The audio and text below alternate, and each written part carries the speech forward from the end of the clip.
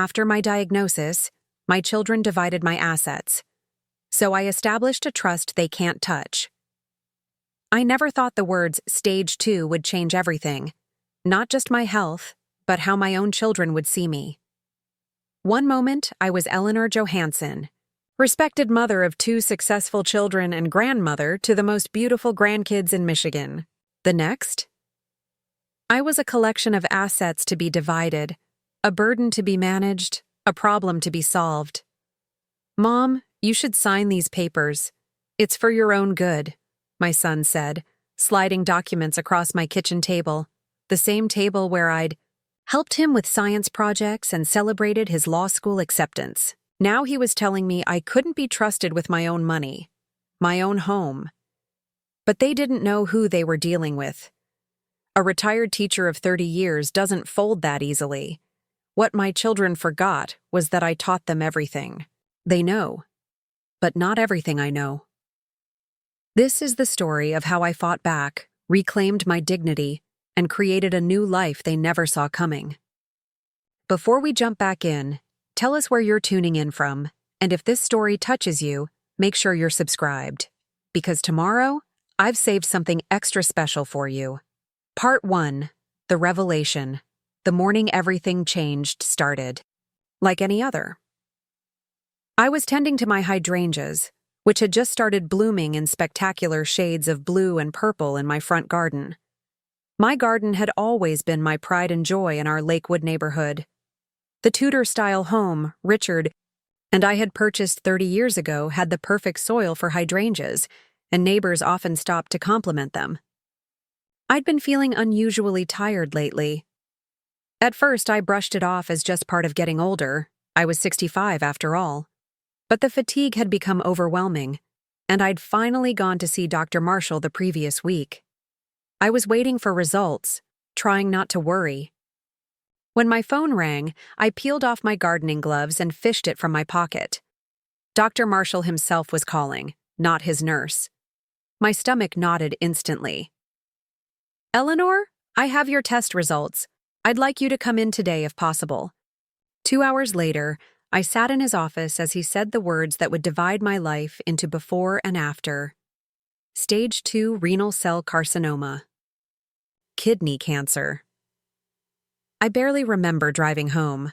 The world had taken on a surreal quality, as if I was moving through a dream. I kept thinking about my husband Richard, who had passed away 3 years ago from a sudden heart attack. How I wished he was here.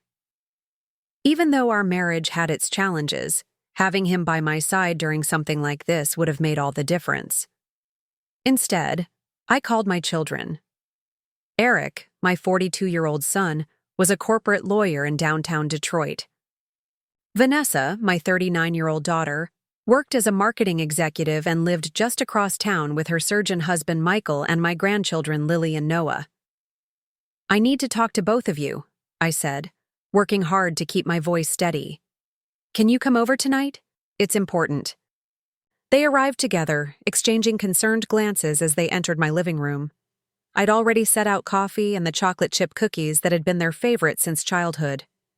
Some habits die hard, even when delivering devastating news. A mother wants to comfort her children. "Mom, what's going on?" Vanessa asked, her brow furrowed with concern. "Are you okay?" I took a deep breath. "I was at Dr. Marshall's office today. I have kidney cancer." The room fell silent. Eric's face went pale, and Vanessa's hands flew to her mouth. "It's stage 2, I continued, my voice growing stronger as I pushed through. "It means we caught it relatively early. There are treatment options. Dr. Marshall is referring me to an oncologist at Lakewood Memorial. My first appointment is next week." What followed was a blur of questions. What exactly had the doctor said? What were the treatment options? What was the prognosis? I answered as best I could, sharing the pamphlets and information sheets Dr. Marshall had given me. "The 5-year survival rate is actually quite good," I explained, trying to sound more confident than I felt. "Over 70%. And I'm otherwise healthy." Eric nodded, his lawyer brain already calculating, analyzing. Vanessa wiped tears from her cheeks. I'll move in with you, she offered immediately. Michael can handle the kids for a while. Absolutely not, I said firmly. I'm perfectly capable of taking care of myself. The treatments will be challenging, yes, but I don't need a nursemaid. But Mom, they both started simultaneously. What I need, I interrupted, is your emotional support. Not for you to put your lives on hold. They reluctantly agreed, though I could tell neither was satisfied with my declaration of independence. We talked for another hour, making plans for my upcoming appointments.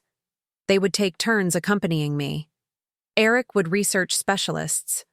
Vanessa would look into support groups. When they finally left, I sank onto my sofa, letting the tears I'd been holding back flow freely. Not just tears of fear about the cancer, but tears of gratitude that at least I had my children by my side. How wrong I was. The first sign of trouble came 3 days later. Eric called and asked to come over to discuss some important matters. When he arrived, he wasn't alone. He brought his colleague James Patterson, who specialized in estate law. Mom, this is James. He's one of the best estate attorneys in Michigan, Eric said, setting his briefcase on my kitchen table.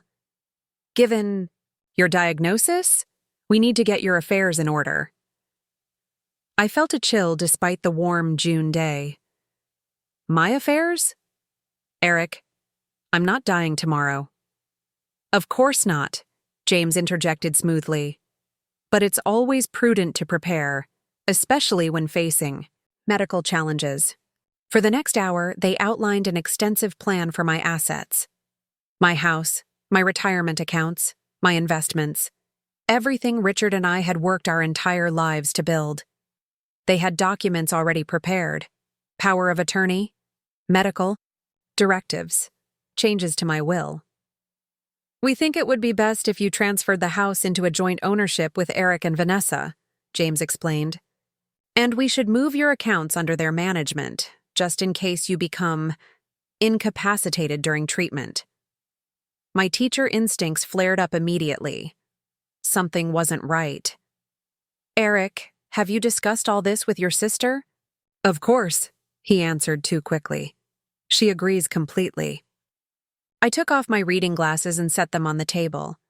I appreciate your concern, but this seems premature. I'd like to think about it. Eric's face tightened almost imperceptibly. Mom, we don't have time for delays. Your first treatment is next week.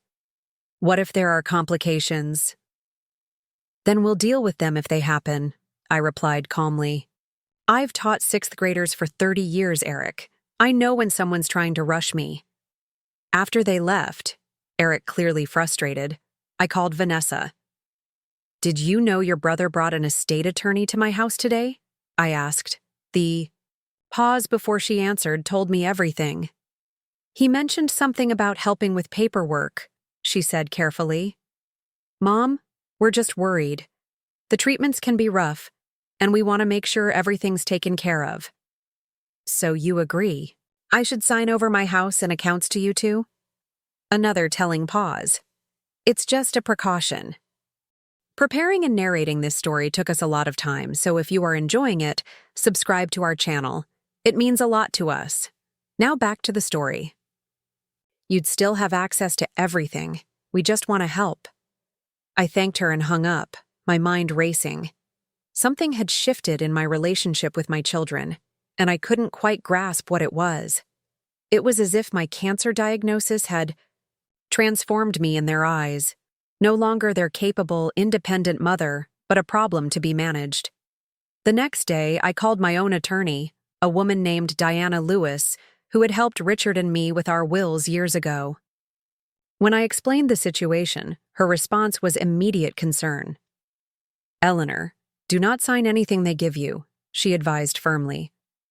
What they're suggesting goes far beyond reasonable precautions for someone in your situation.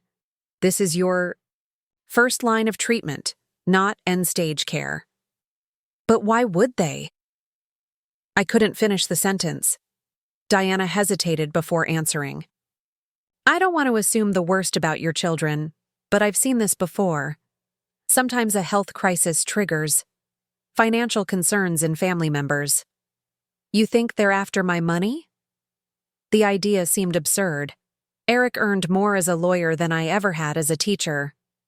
Vanessa and Michael lived in one of the most exclusive neighborhoods in Lakewood. I'm just saying we should proceed with caution, Diana replied. Let me review anything they want you to sign. I agreed, but the seed of doubt had been planted. That night I couldn't sleep. I kept thinking about Eric's urgency, Vanessa's hesitation on the phone. Were my own children really trying to take control of my assets under the guise of helping me? I decided to do some investigating of my own. The next morning, I drove to Vanessa's house, using my spare key to enter when I knew she'd be at work, and Michael would be at the hospital. I hated the idea of snooping, but something didn't feel right. In Vanessa's home office, I found an email chain printed out and highlighted. It was between my children, and what I read made my blood run cold. Once Mom signs the POA, we can move quickly with the house, Eric had written. The market in Lakewood is hot right now. We could easily get $650K. Vanessa's reply, Don't you think we should wait until after her first round of treatment? She's still so independent. Eric, that's exactly why we need to act now. She'll only get more difficult as this progresses. Dad always said she was stubborn to a fault. I sat down heavily in Vanessa's ergonomic office chair, the pages trembling in my hands. They were planning to sell my home, the home where I'd raised them, the home full of memories with Richard, the garden I'd nurtured for decades, possibly before I'd even started treatment. But it was Eric's next words that truly broke my heart. Look, the oncologist I spoke with was clear. These treatments are expensive. Even with her insurance, there will be costs. By liquidating the house now, we protect our inheritance and have funds for her care. Our inheritance. Not my home, not my sanctuary, but their inheritance. As if I was already gone. I carefully replaced the emails exactly as I'd found them and left, my mind spinning with betrayal and disbelief. On the drive home, I passed Silver Lake, its surface glittering in the morning sun, and I felt a sudden longing for peace, for escape from this nightmare. Back at home, I sat in my garden among my beloved hydrangeas and finally let myself cry, truly cry, for the first time since my diagnosis. Not just about the cancer, which was terrifying enough, but about the realization that my children saw me as something less than human now. A collection of assets, a financial liability, a problem to be solved before it became too complicated. As the afternoon sun warmed my face and dried my tears, something hardened inside me. A resolve, a determination that had always been there, but had perhaps grown dormant in my comfortable retirement. The same determination that had gotten me through college while working 2 jobs, that had helped me manage a classroom of energetic 6th graders for 3 decades, that had carried me through Richard's sudden death 3 years ago. My children had clearly forgotten who they were dealing with. The next day, I made 3 important calls. The first was to Diana Lewis, my attorney. Diana, I need your help. With something more extensive than we discussed, I explained. I want to create a trust for my assets, one that my children cannot access or control. The second call was to Sophia Rodriguez, a financial advisor Richard and I had consulted years ago. I'm making some significant changes to my financial arrangements, I told her. And I need advice about liquidating certain investments without raising red flags. The third call was to Dr. Marshall. I want a second opinion on my treatment options, I said firmly, and I want complete confidentiality about my appointments going forward. That evening, when both Eric and Vanessa came over, ostensibly, to discuss my upcoming treatment, but undoubtedly to press me again about their paperwork, I greeted them with homemade lasagna and a pleasant smile that revealed nothing of what I now knew. Have you had a chance to look over those documents? Eric asked as soon as dinner was over. I nodded thoughtfully. I have. And I've been doing some thinking about the future. I paused, watching their faces carefully. You're right that I need to be practical about what's coming. They exchanged a quick glance of relief. I'm so glad you understand, Mom, Vanessa said, reaching for my hand across the table. We just want what's best for you. I know you do, sweetheart, I replied, giving her hand a squeeze. So, I've made an appointment with Diana Lewis. You remember Dad's and my attorney. She's going to help me update all my paperwork properly. The flash of panic in Eric's eyes was almost imperceptible, but I caught it. Mom, James has already prepared everything, he said quickly. Diana will just charge you unnecessary fees to do the same work. I smiled. Perhaps, but I've trusted Diana for 20 years. I'd feel more comfortable with her handling this. Can I at least see what she drafts before you sign? Eric pressed. Of course, I lied smoothly. I value your legal expertise.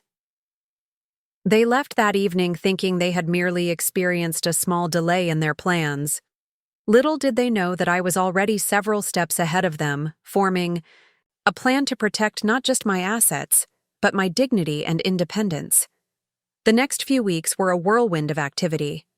Between my first oncology appointment, the cancer was indeed stage 2, treatable but requiring aggressive therapy, I met repeatedly with Diana and Sophia, constructing a financial fortress around my assets. We created an irrevocable trust with carefully selected trustees, none of whom were my children. My house was transferred into the trust's ownership. Most of my liquid assets followed. Diana helped me draft a new will and advanced directives that were crystal clear about my wishes. This trust will provide for your medical care, Diana explained as I signed the final documents. But your children won't be able to touch the principal, and they certainly won't be able to sell your house out from under you. And if I don't survive this? I asked, voicing the fear that lingered despite my determination. Then the trust continues according to your instructions, she replied. Your grandchildren's education will be funded. Charitable donations will be made to causes you care about. And yes, Eric and Vanessa will receive inheritances, but as structured payments over time, not lump sums they can squander. I nodded, satisfied. This wasn't about punishing my children. It was about protecting myself and ensuring my wishes were respected, whether I survived this cancer or not. Throughout this process, I maintained a facade of normalcy with Eric and Vanessa. I allowed them to accompany me to some of my doctor appointments, though never all. I reassured them that I was working on my financial arrangements. I continued to cook Sunday dinners and babysit my grandchildren when needed. But inside, something fundamental had changed. The trust I once had in my children was shattered. The relationship I had assumed would sustain me through this health crisis was revealed to be something far more complicated and conditional than I had ever imagined. As my first chemotherapy session approached, I made one more significant decision. Using some funds I had kept outside the trust, I put a deposit on a modern condo overlooking Silver Lake, a place I had admired on my drives. It was smaller than my house, more manageable, and most importantly, it was mine alone. A fresh start. The day before my treatment was to begin, I invited Eric and Vanessa over once more. They arrived expecting to find me anxious about the chemotherapy. Instead, they found boxes. Mom, what's going on? Vanessa asked, looking around at my partially packed living room. Are you moving? Yes, I said simply. I've purchased a condo on Silver Lake. I'll be moving there next week. What? Eric exclaimed. You can't be serious. You're about to start treatment. This is the worst possible time to move. I smiled calmly. On the contrary, the condo is more manageable, single level, modern amenities. It makes perfect sense for someone in my situation. But your house, Eric began, his face flushing. is no longer a concern of yours, I finished. For him, my voice gentle but firm. Neither is the rest of my estate. Their confused expressions told me they didn't yet understand. I've established an irrevocable trust, I explained. All my assets have been transferred into it. The trust will provide for my medical care and living expenses. It will eventually provide for Lily and Noah's education. And yes, one day it will provide inheritances for both of you. Vanessa sank onto the sofa, her face pale. Eric remained standing, his attorney mind clearly racing to understand the legal implications. You can't do this, he finally said. But his voice lacked conviction. It's already done, I replied. The papers were finalized last week. But why? Vanessa asked, tears forming in her eyes. We were only trying to help you. I looked at my daughter, my beautiful, accomplished daughter, who had somehow convinced herself that selling my home out from under me was an act of love. Were you? I asked softly. Was it really me you were trying to help when you and Eric discussed selling my house before I'd even begun treatment? When you talked about protecting your inheritance? Their shocked expressions confirmed what I had suspected. They never imagined I knew about those conversations. Mom, those emails, they weren't what they seemed, Eric started, but I held up my hand. Please don't insult me further by lying, I said. I raised you both to be better than this. The room fell silent. Outside, a summer storm was gathering, dark clouds rolling in from the west. It seemed fitting somehow. So what now? Eric finally asked, his voice uncharacteristically small. Now, I said, rising to my feet, I fight this cancer with everything I have. I move into my new home. I live my life on my terms. And you too. I paused, meeting their eyes in turn. You two decide what kind of relationship you want to have with me going forward.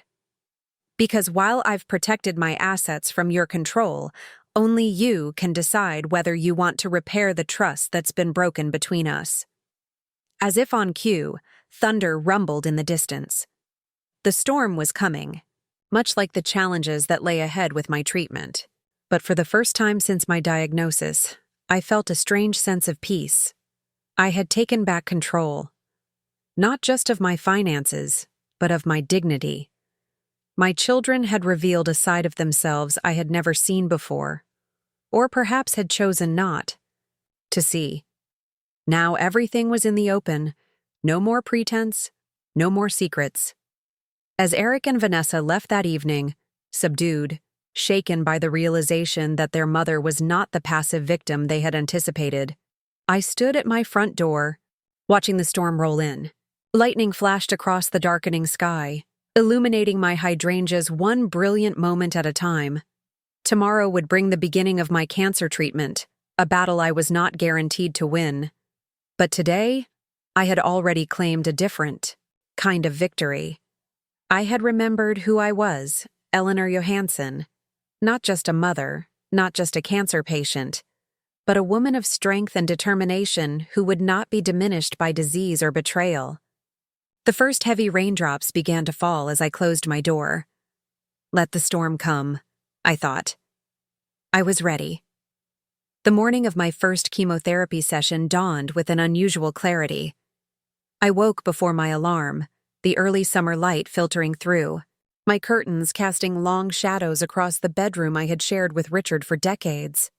I lay there for a moment, listening to the birds outside my window and feeling strangely calm.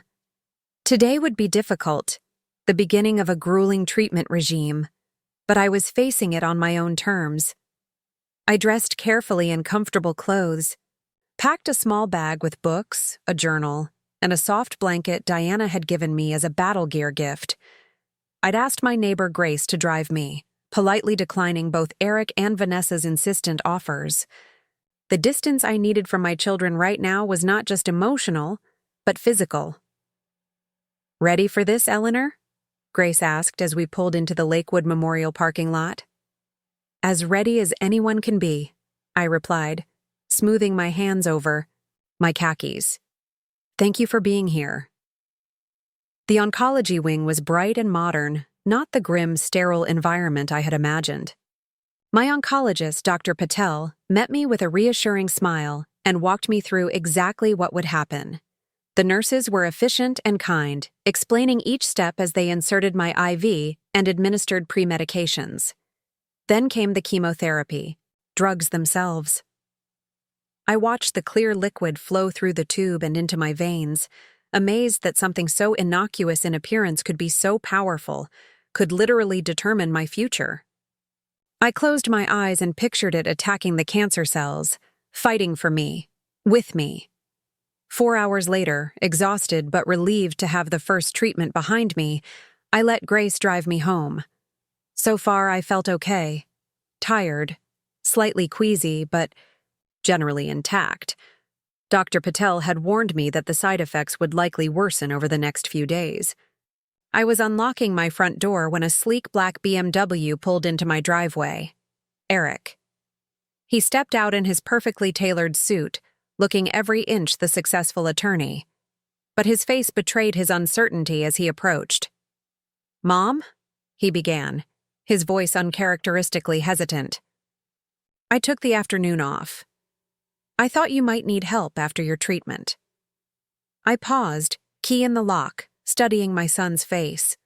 Was this genuine concern or another attempt to gain control? The doubts that had taken root since discovering their plans now colored every interaction. "I'm okay for now," I said finally. "Grace drove me. The nurses said the worst of it won't hit until tomorrow. Can I at least come in? Maybe make you some tea?" The hopeful note in his voice stirred something in me. Despite everything, this was still my son. The boy who had once brought me dandelions clutched in his chubby fist. The teenager who had dedicated his valedictorian speech to me. The man who had wept openly at his father's funeral. "Tea would be nice," I conceded. Inside, I settled on the sofa while Eric moved around my kitchen with familiar ease. I watched him, trying to reconcile this attentive son with the man who had conspired to sell my home. "Mom," he said, bringing me a steaming mug of ginger tea. "About what happened?" "I'm not sure I'm ready to discuss that yet," I interrupted gently. "Please," he persisted, sitting across from me. "Just hear me out." I nodded, my hands wrapped around the warm mug. "What you saw, those emails, they don't represent the whole picture," he began.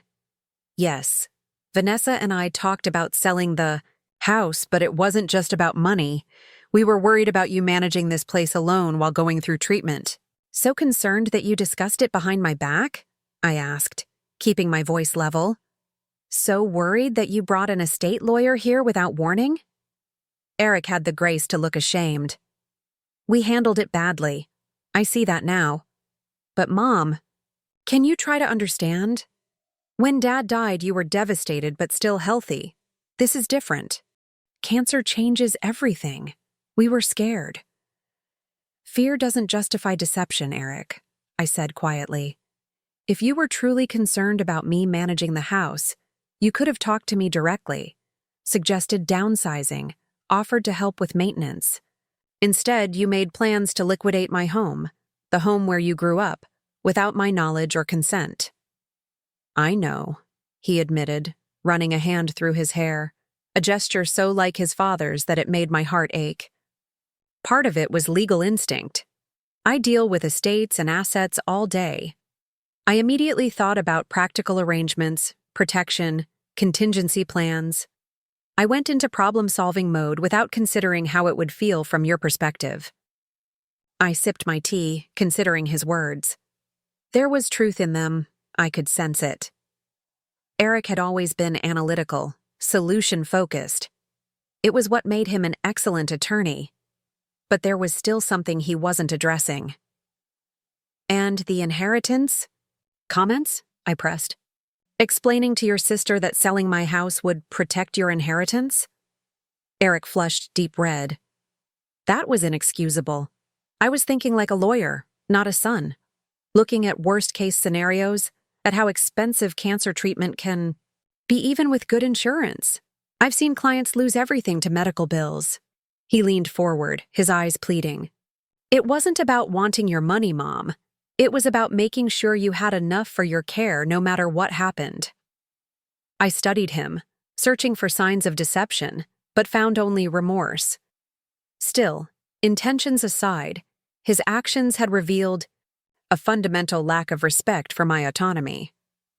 I believe that you believe that, I said finally. But Eric, I'm still your mother, still of sound mind, still capable of making my own decisions. The way you and Vanessa went about this, trying to get me to sign papers when I was vulnerable, making plans without including me, it felt like you saw me as incompetent the moment I got sick. I'm sorry, he said, and I could see tears forming in his eyes. I handled this all wrong. We both did. But please don't shut us out, Mom. Let us be part of your journey through this. Let us help, on your terms. The sincerity in his voice touched me. Perhaps there was a path forward, albeit a different one than before. I appreciate that, I said carefully. But I need you to understand something, Eric. My decision about the trust stands. My choice to move to the condo stands.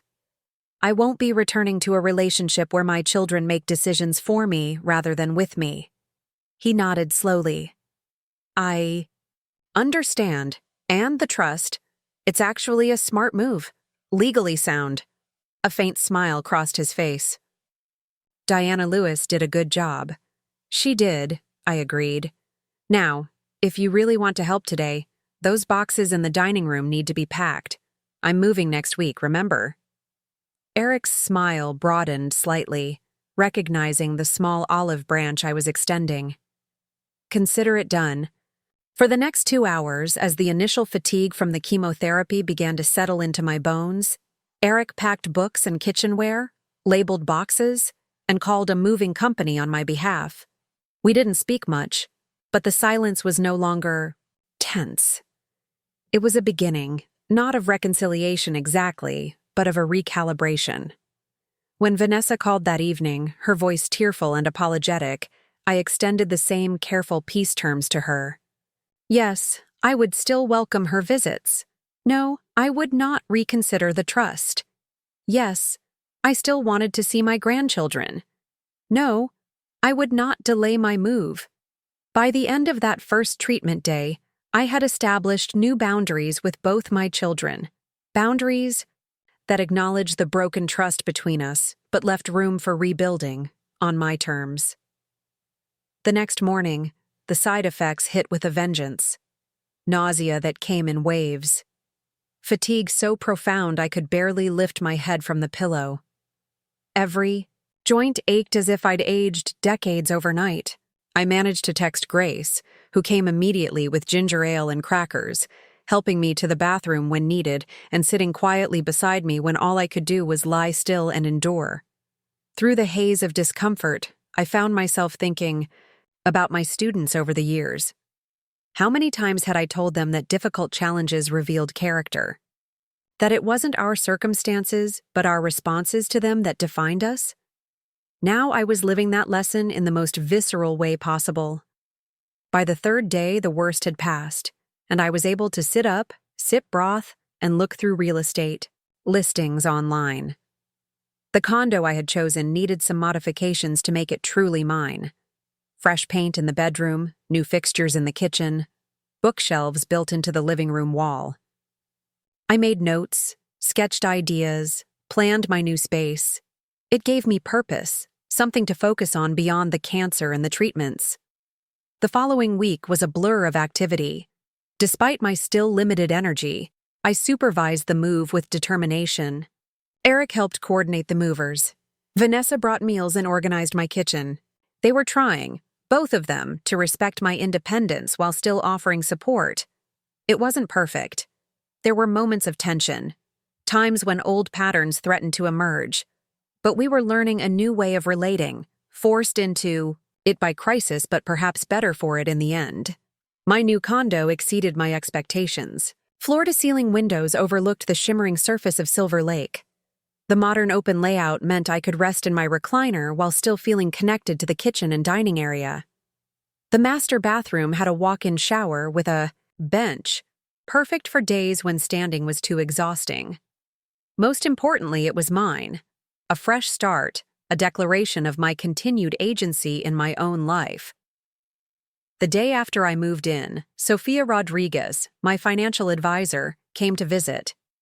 Smart, efficient, and refreshingly direct, she spread papers across my new dining table and walked me through the details of my restructured finances.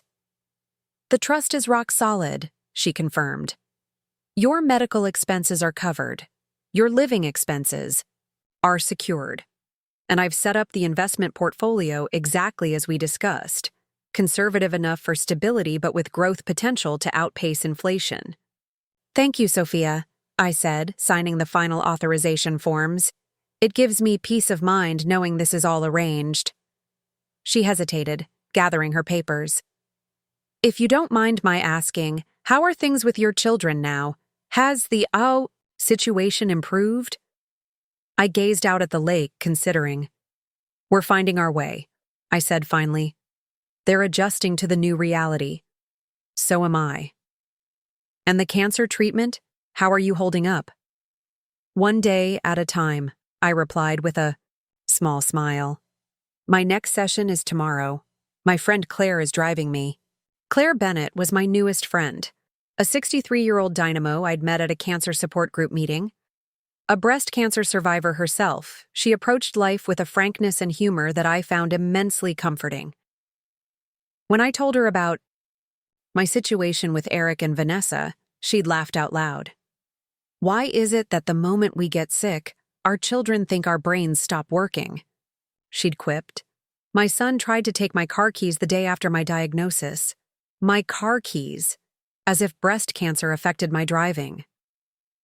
Claire arrived early the next morning, breezily dismissing my warning about treatment days being difficult. "Honey, I've held back more puke than a kindergarten teacher during flu season," she declared. "Nothing you dish out is going to scare me." Her irreverence was exactly what I needed. At the hospital, she charmed the nurses, bullied the parking attendant into giving us a spot closer to the entrance, and produced an iPad loaded with our favorite old movies to distract me during the long infusion. "So," she said, once the nurses had started my drip and left us relatively private, "tell me more about this trust you set up. Sounds like you pulled off quite the power move." I found myself laughing despite the circumstances. "I suppose I did. I just couldn't bear the thought of them making decisions about my home, my possessions, my life, as if I was already gone." "Good for you," Claire said approvingly. "Too many people our age just roll over when their kids start making demands." "Oh, you think I should move to assisted living? Okay, dear." "Oh, you want to put my house on the market?" "Whatever you think is best." She snorted derisively. "Drives me crazy." "It's not that I don't understand their concern," I admitted. "Cancer is scary, for everyone." "Sure it is," Claire agreed. "But concern doesn't justify a takeover. My kids were worried sick when I was diagnosed, but they asked what I needed. They didn't start liquidating my assets." Her words crystallized something I'd been feeling but hadn't fully articulated. The issue wasn't that my children were concerned. It was how that concern had manifested as control rather than support. "I think what hurt the most," I said slowly, "was realizing they didn't see me as capable anymore. The moment I said cancer, I became a problem to manage, not a person to support." Claire reached over and squeezed my hand. "Well, you certainly showed them otherwise, didn't you? New condo, ironclad trust, boundaries firmly in place. Eleanor Johansen doesn't mess around." I smiled at her assessment. "I suppose not."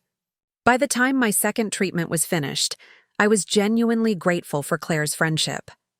As predicted, the side effects hit even harder than the first time. Claire stayed overnight, efficiently handling my nausea, keeping track of my medications, and distracting me with outrageous stories from her days as a business owner. "You should meet my friend David," she said casually as she helped me back to bed after a particularly rough bout of sickness. "He's a retired park ranger, widower, smart as a whip and handsome to boot. Makes a mean vegetable soup that might actually taste good even with chemo mouth." Claire," I groaned. "I'm bald, green, and can barely keep water down. Romance is the last thing on my mind." "Who said anything about romance?" she replied innocently. "I just thought you might enjoy his soup, and his company, and maybe his ruggedly handsome face. When you're feeling better, of course." I threw a washcloth at her, which she dodged with a laugh. But 3 weeks later, when my hair had begun falling out in clumps, and I finally asked Claire to help me shave it completely, she brought up David again. "He lost his wife to lymphoma," she said quietly, as she ran the electric razor carefully over my scalp. "He gets it, Eleanor. He understands what you're going through in a way most people can't." I caught her eye in the bathroom mirror. "Are you really trying to set me up while giving me a cancer buzz cut?" "Is it working?" she asked with a grin. Despite myself, I laughed. "You're incorrigible. Life doesn't stop with a diagnosis." "Eleanor," she said, her tone growing serious. "That's the biggest lie we tell ourselves. After cancer, I'll start living again. No. During cancer, we live. Through cancer, we live. That's the only victory that matters in the end." Her words stayed with me over the following days as I adjusted to my new reflection, a stranger with a smooth scalp and hollowed cheeks who nevertheless had my eyes, my smile, my determination. When Eric visited and did a double take at my shaved head, I straightened my shoulders and met his gaze directly. "It was falling out anyway," I said matter-of-factly. "This feels more like a choice." He nodded slowly. "It suits you, actually. Very. Badass." The unexpected word made me laugh. "Badass? Is that how you see your 65-year-old mother?" "After what you've done these past weeks," he replied with a rueful smile. "Absolutely." There was a new respect in his eyes, one I hadn't seen before. Perhaps in some strange way, my illness and my response to it were forcing Eric to see me not just as his mother, but as a woman of strength and complexity. Vanessa's reaction was more emotional. She cried when she saw my bare head, then immediately apologized. "It's just hair," I reassured her. "It'll grow back." "I know," she said, wiping her eyes. "It's not that. It's just everything. I've been so wrapped up in how your cancer affects me, affects our family. I didn't stop to think about what you're actually going through, the physical reality of it." Her honesty was refreshing. "It's difficult for everyone in different ways," I acknowledged. "I'm still figuring out how to navigate this, too." "But you're doing it with such grace," she said, taking my hand. "The way you've handled everything, the diagnosis, the treatment, even what happened with me, and Eric. You're showing me what real strength looks like." For the first time since my diagnosis, I felt a genuine reconnection with my daughter. Not the superficial peace we'd established, but something deeper, a mutual recognition of each other as complete people, flawed but trying. That evening, after Vanessa left, I sat on my balcony watching the sunset paint the lake in shades of gold and crimson. A cool breeze caressed my bare scalp, a strange but not unpleasant sensation. Below, people walked their dogs along the shoreline path. Children raced on bicycles, couples strolled hand in hand. Life, in all its ordinary, extraordinary beauty, continued. I thought about what Claire had said about living through cancer, not just after it. About how my diagnosis had forced a reckoning not just with my mortality, but with my relationships, my independence, my sense of self. Had I needed cancer to reclaim my autonomy from well-meaning but controlling children? To establish boundaries I should have set long ago? To recognize my own strength? My phone pinged with a text message from Claire. David's making his famous soup tomorrow. Dinner at his place? I'll drive. Say yes or I'll keep texting until you do. I smiled, shaking my head at her persistence. Then, after only a brief hesitation, I typed, yes. Was I really considering meeting someone new in the midst of all this? With my body changing daily, my energy unpredictable, my future uncertain? It seemed absurd on the surface. And yet, why not? If cancer had taught me anything, it was that waiting for perfect circumstances was a fool's game. The next day, I spent more time than I'd like to admit selecting an outfit for dinner at David's. Most of my clothes hung loosely on my frame now. The treatments had stripped nearly 15 pounds from my already slender build. Eventually, I settled on a flowing tunic over slim pants, adding a colorful scarf wrapped around my head. Looking. In the mirror, I barely recognized myself. But the woman who looked back at me had clear eyes and a determined set to her jaw. She would do. Claire arrived precisely on time, assessed my outfit with an approving nod, and ushered me to her car. David lives about 20 minutes from here, she explained as we drove. Beautiful little cottage on the other side of the lake. He's got a workshop where he makes furniture now. Wait till you see it. The man has talent. Claire, I said, sudden nervousness making my voice tight. I don't know if I'm ready for this. I'm in the middle of chemo. I look like a strong wind could blow me over. Eleanor Johansen, she replied firmly. The man is making you soup, not proposing marriage. And trust me, after what his wife went through, your appearance is the last thing he's going to be concerned about. She was right, of course. When David Morales opened his front door, his warm brown eyes crinkled with a smile that contained nothing but genuine welcome. Tall and broad-shouldered, with salt and pepper hair and a neatly trimmed beard, he exuded a calm, steady presence that immediately put me at ease. You must be Eleanor, he said, his deep voice carrying a slight hint of his Puerto Rican heritage. Claire's told me so much about you. Please, come in. The soup's almost ready. His cottage was exactly as I would have imagined. Warm woods, comfortable furniture that invited you to sink in and stay a while. Large windows that captured the lake view. Books lined the walls, and the scent of garlic and herbs filled the air. Claire tells me you were a teacher, David said as he ladled soup into handcrafted wooden bowls. What grade? 6th, I replied, accepting the steaming bowl with gratitude. The rich aroma actually stimulated my appetite for the first time in weeks. For over 30 years at Lakewood Middle School. Brave woman, he said with a chuckle. I've hiked through grizzly territory that scared me less than a room full of 12-year-olds. They're not so bad once you learn to speak their language, I replied, surprised at how easily conversation flowed. Throughout dinner, Claire orchestrated the discussion with subtle skill, drawing out our common interests. Hiking, classical music, mystery novels, while tactfully avoiding prolonged talk of illness. When she excused herself to make an important call after dinner, leaving David and me alone on his deck overlooking the water, I shot her a knowing look that she pretended not to see. Your friend isn't exactly subtle, David commented once. She'd gone inside. I laughed. No, subtlety isn't Claire's strong suit. I don't mind, he said, his expression growing more serious. I've wanted to meet you since she first mentioned you. My wife, Maria. He hesitated, then continued. She faced her illness with such courage. When Claire described how you handled your children's attempt to take control, how you created a new life for yourself even in the midst of treatment, it reminded me of her spirit. I'm not sure it was courage so much as stubbornness, I admitted. Sometimes they're the same thing, he replied with a gentle smile.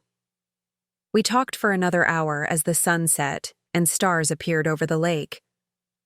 He told me about his 30 years as a park ranger, about losing Maria 5 years ago, about discovering woodworking as therapy during his grief. I found myself sharing stories of my teaching career, of Richard, of my complicated relationships. With Eric and Vanessa, it was the most natural conversation I'd had in years. No pretense, no careful navigation of touchy subjects, just honest exchange between two people who had lived long enough to value authenticity. When Claire finally emerged to announce it was time to take me home, chemotherapy fatigue was predictable in its timing, David walked us to the car. "I'd like to see you again, Eleanor," he said directly. "Perhaps I could bring soup to your place next time. Save you the trip." The old Eleanor might have hesitated, might have made excuses about not being ready, about the cancer making everything too complicated. But I was no longer that woman. "I'd like that," I replied simply.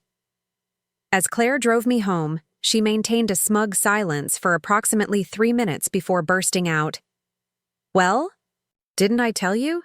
Isn't he wonderful?" "He seems very nice," I said, trying and failing to sound non-committal. "Nice?" she scoffed. "Eleanor, the man is a catch, and he likes you. I could tell." "Claire, I'm in the middle of cancer treatment.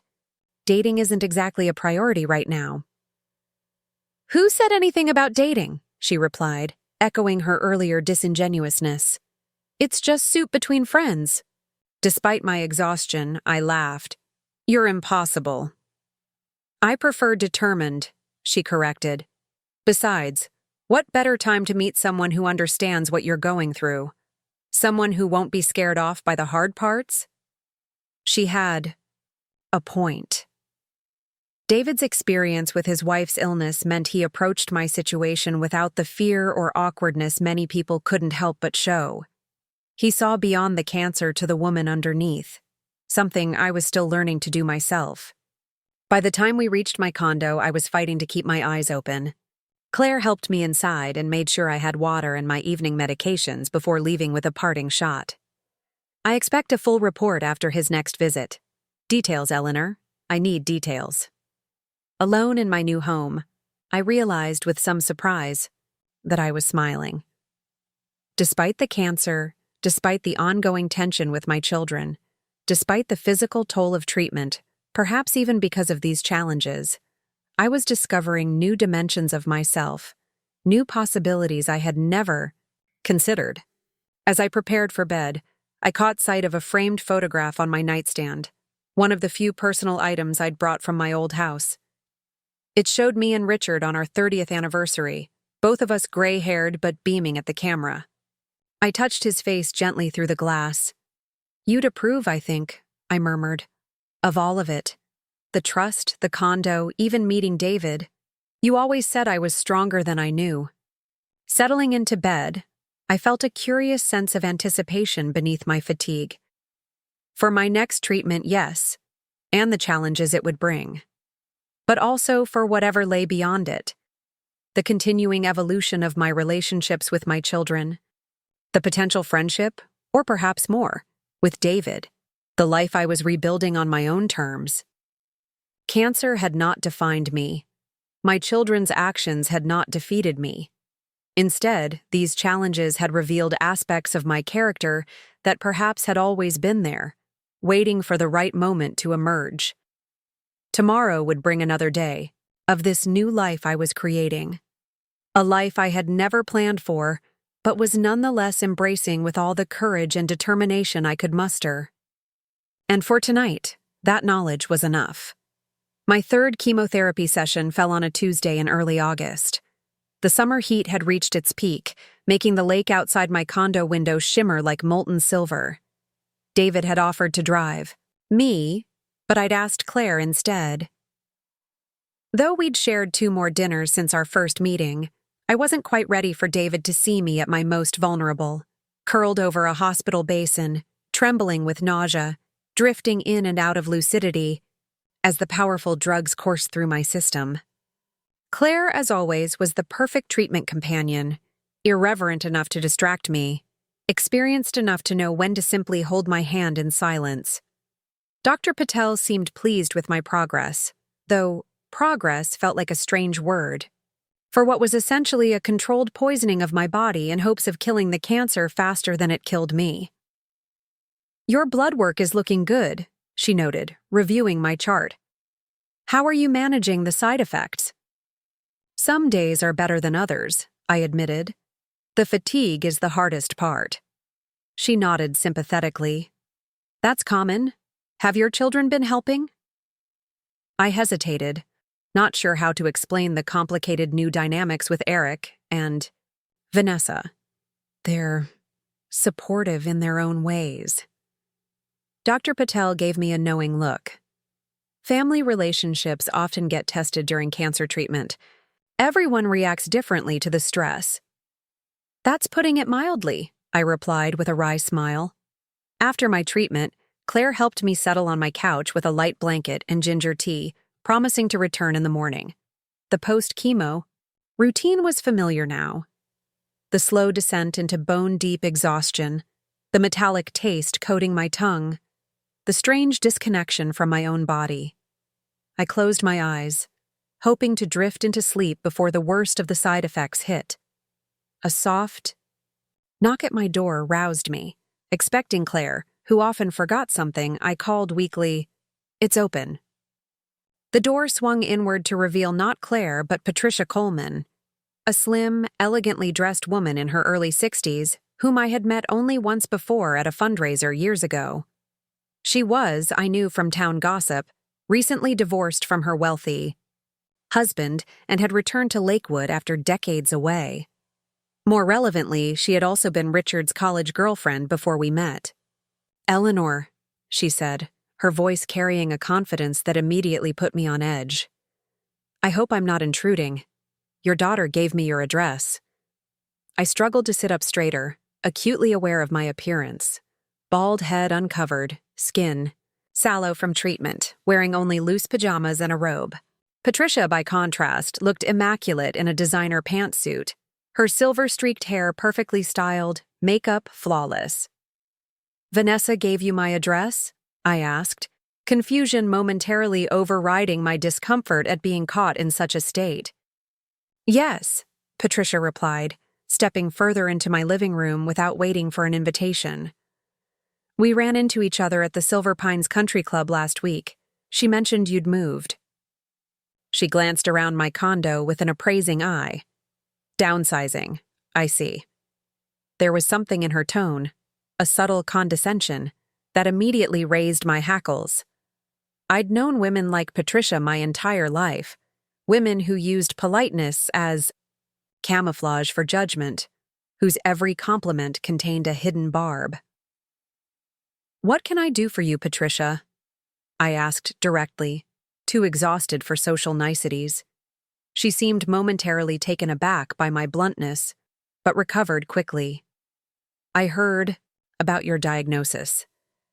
I wanted to see how you were doing." Her gaze lingered on my bare head. "And to offer my assistance." "That's very thoughtful," I replied, not believing it for a second. Patricia Coleman and I had never been friends. In fact, I suspected she had always resented me for stealing Richard all those years ago, though their relationship had ended months before he and I met. She settled uninvited onto my armchair, crossing her legs elegantly. "I know how challenging a cancer diagnosis can be. My sister went through it last year. She found that having someone manage things for her was invaluable." I tensed. "Manage things?" "Oh, you know." Patricia waved a manicured hand vaguely. "Appointments, medications, household matters. Your children mentioned they've been concerned about you handling everything alone." So that was it. Patricia hadn't come out of kindness, but as some sort of, what? Emissary from my children? The realization sent a flash of anger through me, momentarily burning away the fog of chemotherapy. "My children mentioned this to you?" I asked, keeping my voice deliberately calm. "Vanessa did, yes. She seemed quite worried." Patricia leaned forward confidentially. "She said you've been making some impulsive decisions since your diagnosis. That's perfectly normal, of course. Trauma can affect our judgment."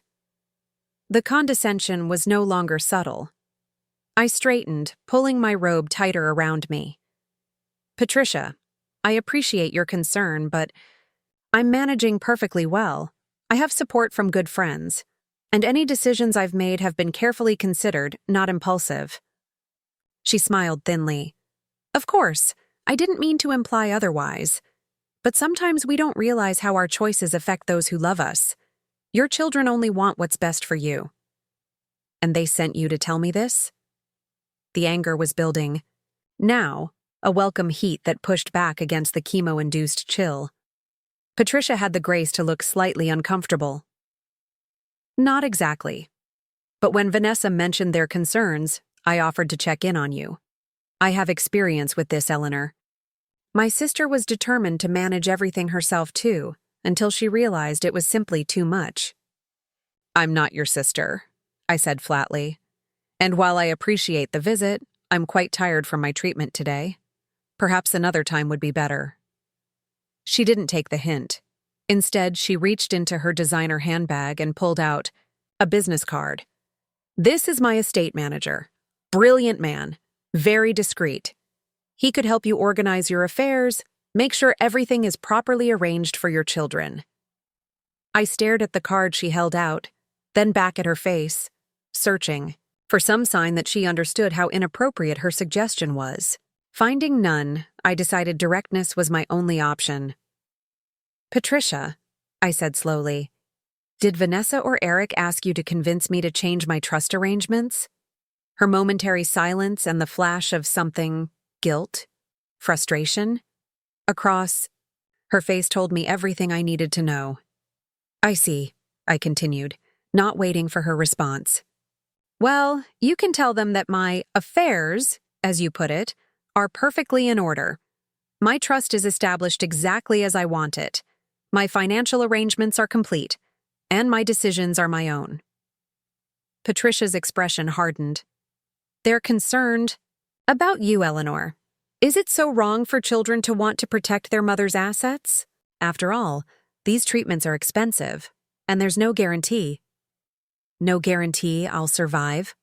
I finished for her, my voice steady despite the exhaustion threatening to overwhelm me. That's true. There isn't. But whether I have 2 months or 20 years left, I intend to live them on my terms, not as a project for my children to manage or their friends to intrude upon. Color rose in Patricia's cheeks. I was only trying to help. Were you? I asked quietly. Or were you enjoying the role of messenger a little too much? We both know there's never been much love lost between us, Patricia. She stood abruptly, smoothing her pantsuit. I can see this was a mistake. I told Vanessa you were too stubborn to listen to reason, but she insisted you respected me because of my connection to Richard. The mention of my late husband's name in this context sparked a deeper anger. Richard would be appalled by this visit, I said, my voice low but firm. He always respected my independence. He would never have treated me as an incompetent child, the moment illness struck. Patricia gathered her purse, her movements sharp with annoyance. Perhaps he would have wanted to ensure his children were provided for. She moved toward the door, then turned back. Think about them, Eleanor. Your pride could cost them their inheritance. When the door closed behind her, I sat in stunned silence, her last words echoing in my mind. Your pride could cost them their inheritance. As if my only value now was in what I could leave behind. As if my life was already over, and all that remained was the distribution of my worldly goods. I reached for my phone with trembling hands and called Vanessa. Mom? She answered, her voice immediately concerned. Are you okay? How was treatment? Did you send Patricia Coleman to my home? I asked without preamble. The long pause told me everything. I ran into her at the club. I mentioned I was worried about you. She offered to visit. And did you also discuss my financial arrangements with her? My trust? Another telling pause. Mom, she's experienced with these things. I thought she might be able to explain better than I could why we're concerned. Concerned, I repeated flatly. Vanessa, I just finished a chemotherapy session. I'm exhausted, nauseated, and feeling absolutely wretched. And instead of coming yourself to check on me, you sent a woman I barely know, and certainly don't like, to lecture me about my pride, costing you your inheritance. That's not, Vanessa began, but I cut her off. That's exactly what happened. She made it very clear that you and Eric are still fixated on my assets. After everything we've discussed, after I thought we were finding a new way forward, you went behind my back. Again.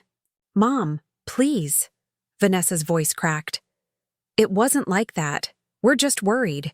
The medical bills are piling up, and your insurance doesn't cover everything. We don't want you to deplete everything just to save my own life?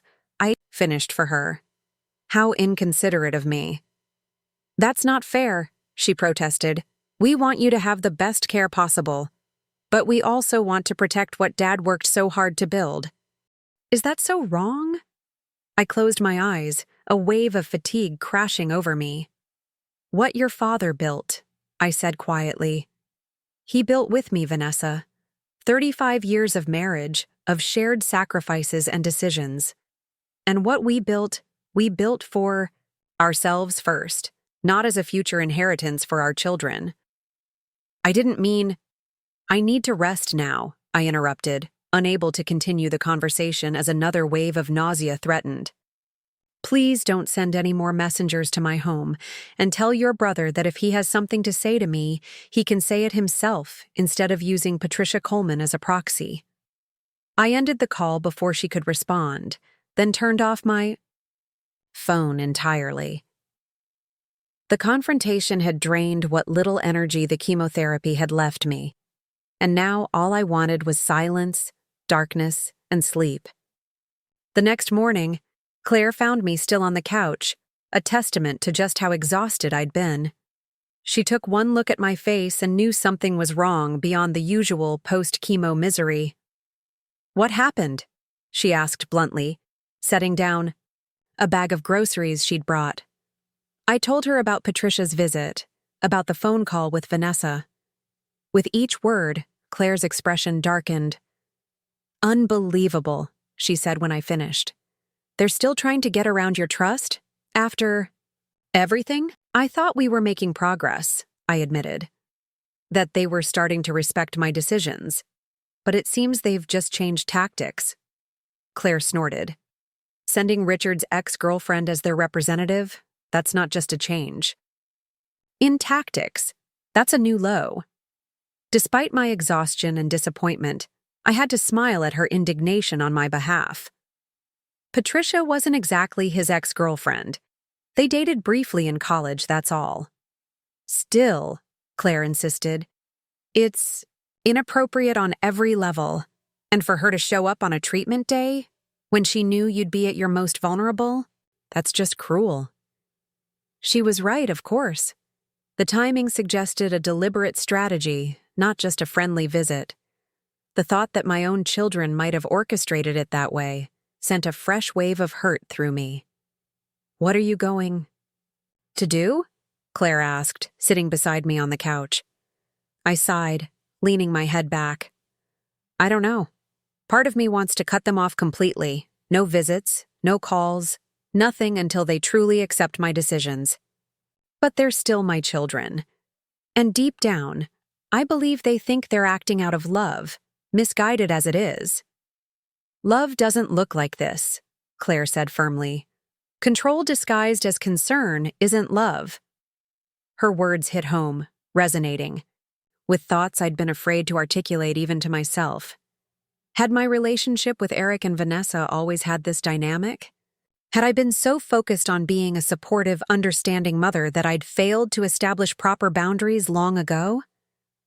You're right, I said finally, which means it's time for even clearer boundaries. Over the next few days, as I recovered from the treatment, I thought carefully about how to proceed. This wasn't just about the trust or my financial arrangements anymore.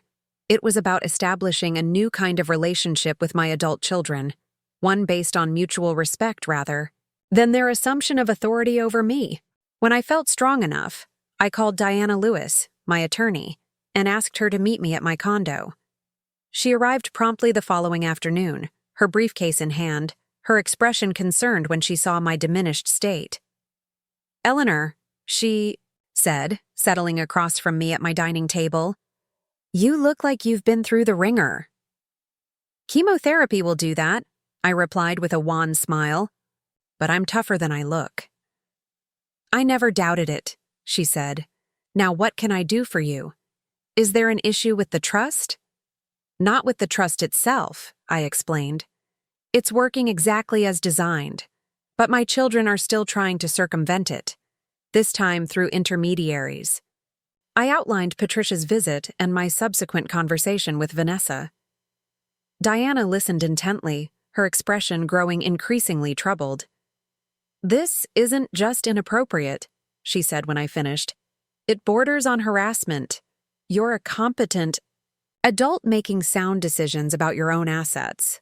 The fact that you're ill doesn't change that." "Exactly," I agreed. "But how do I make that absolutely clear to them? The trust protects my assets, but it doesn't seem to be enough to stop them from continuing to push." Diana thought for a moment, tapping her pen against her legal pad. "We could add a clause to the trust," she said slowly. "A provision that states explicitly that any attempt to contest the trust or exert undue influence over its terms would result in a reduction of their eventual inheritance." "A no-contest clause," I murmured. The idea was both appealing and disturbing.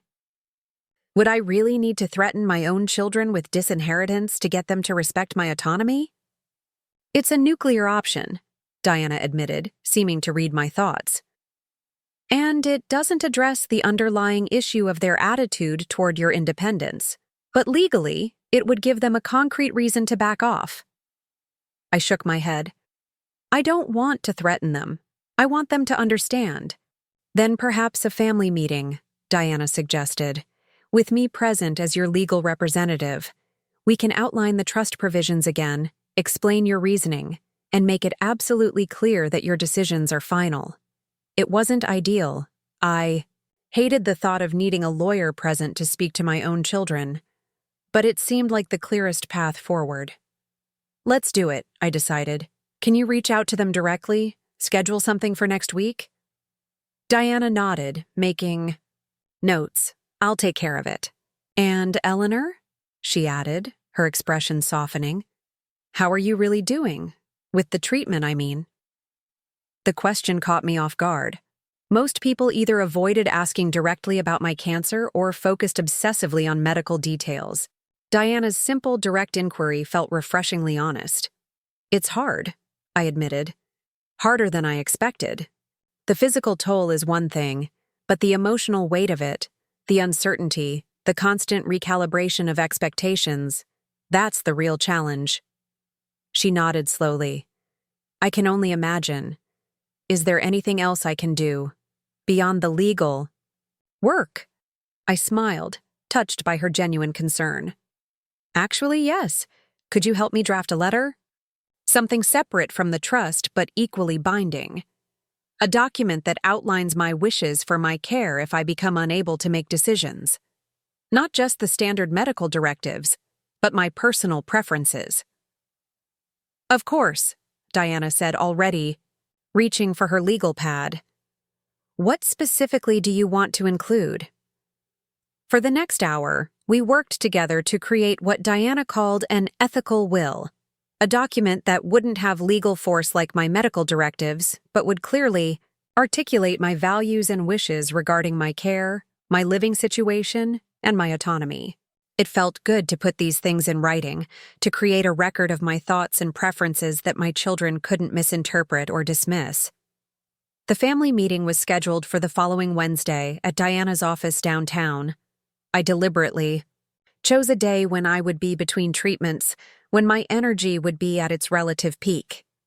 Still, I asked David to drive me, needing the moral support his steady presence provided.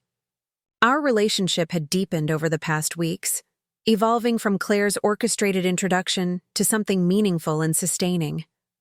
David never pushed for more than I could give, never seemed bothered by the limitations my illness imposed. Instead, he adapted, bringing his woodworking sketches to show me on days when conversation was beyond me, sitting in comfortable silence while I rested, cooking simple meals that tempted my unreliable appetite. "Are you sure you want me there?" he asked as we drove to Diana's office. "This seems like a private family matter." "You've seen me throwing up into a bucket," I replied dryly. "I think we're past worrying about privacy. Besides," I added more seriously, "I trust your judgment, and right now, I need someone in my corner who isn't paid to be there." He reached across the console to squeeze my hand, his touch warm and reassuring. "Then I'll be there. Whatever you need." Eric and Vanessa were already seated in Diana's conference room when we arrived. Their expressions when they saw David enter with me ranged from surprise to suspicion to, in Vanessa's case, a flash of what looked almost like hurt.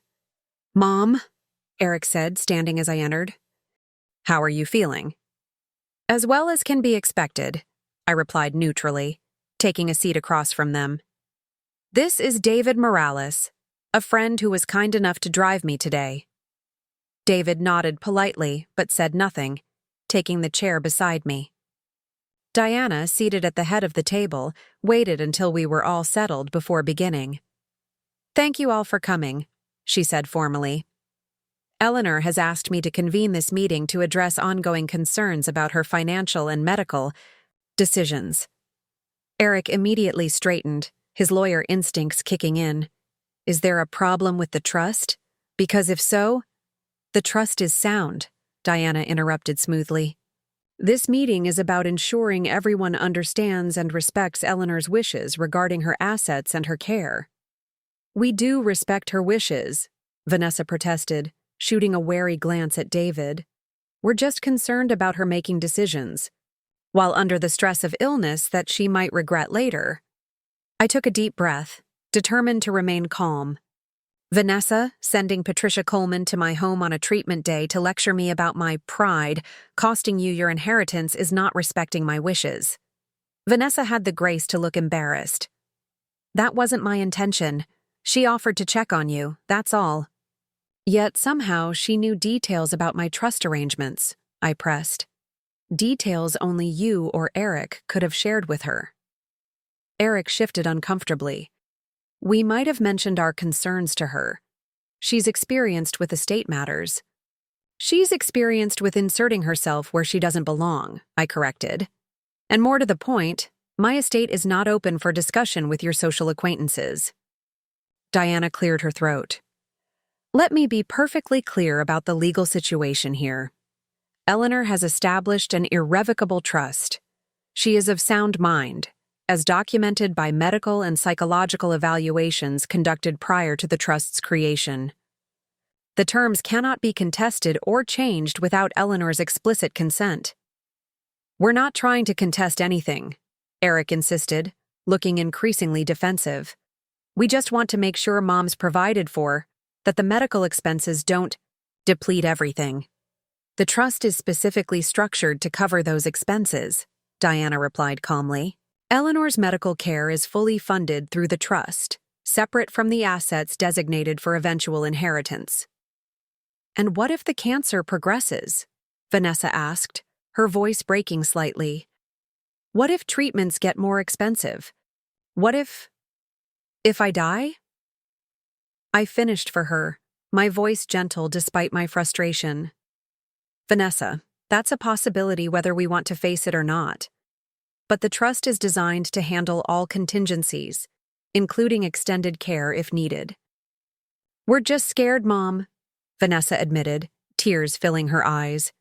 "Ever since your diagnosis, it feels like everything is spinning out of control.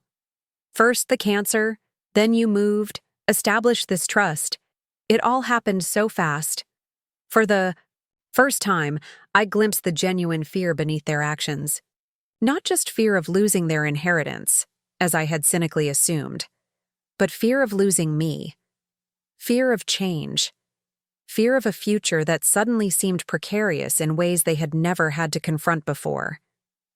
"I understand that," I said, softening my tone. "Cancer is terrifying, for the patient and for the family. But my response to that fear can't be to surrender my autonomy or to pretend death isn't a possibility." "We don't want you to do that," Eric insisted. "We just want to help manage things, to take some burden off you." "But that's just it," I replied, leaning forward earnestly. "My finances, my living situation, my treatment decisions, these aren't burdens to be taken from me. They're expressions of my agency, my personhood. When you try to take control of them, even with the best intentions, you're not helping me. You're diminishing me." A heavy silence fell over the room. David's steady presence beside me gave me courage to continue. "I've drafted something I'd like you both to read," I said, nodding to Diana, who slid copies of my ethical will across the table to Eric and Vanessa. "This document outlines my wishes regarding my care and my autonomy. It's not legally binding, like my medical directives, but I hope it will help you understand my perspective better." They read in silence, expressions shifting as they absorbed my carefully chosen words about dignity, respect, and self-determination in the face of illness. I had written of my love for them, my understanding of their concern, but also my unwavering commitment to living and, if necessary, dying on my own terms. When they finished reading, Vanessa was openly crying. Eric's jaw worked as he struggled to maintain his composure.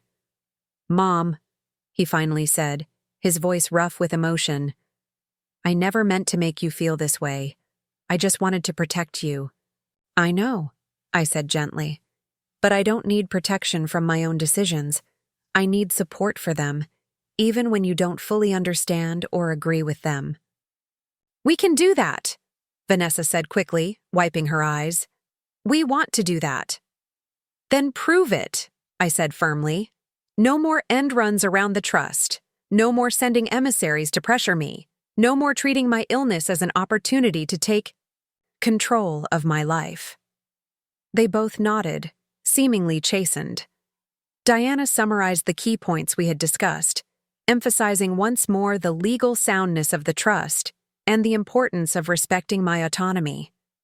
By the time the meeting concluded, I felt cautiously optimistic that we had finally reached a genuine understanding. As David helped me to his car afterward, I leaned heavily on his arm, the emotional toll of the confrontation catching up with my already depleted energy. "You were magnificent in there," he said quietly as he opened the passenger door for me. "Standing your ground like that took courage." "It shouldn't have to," I replied wearily. "They're my children. This shouldn't be a battle."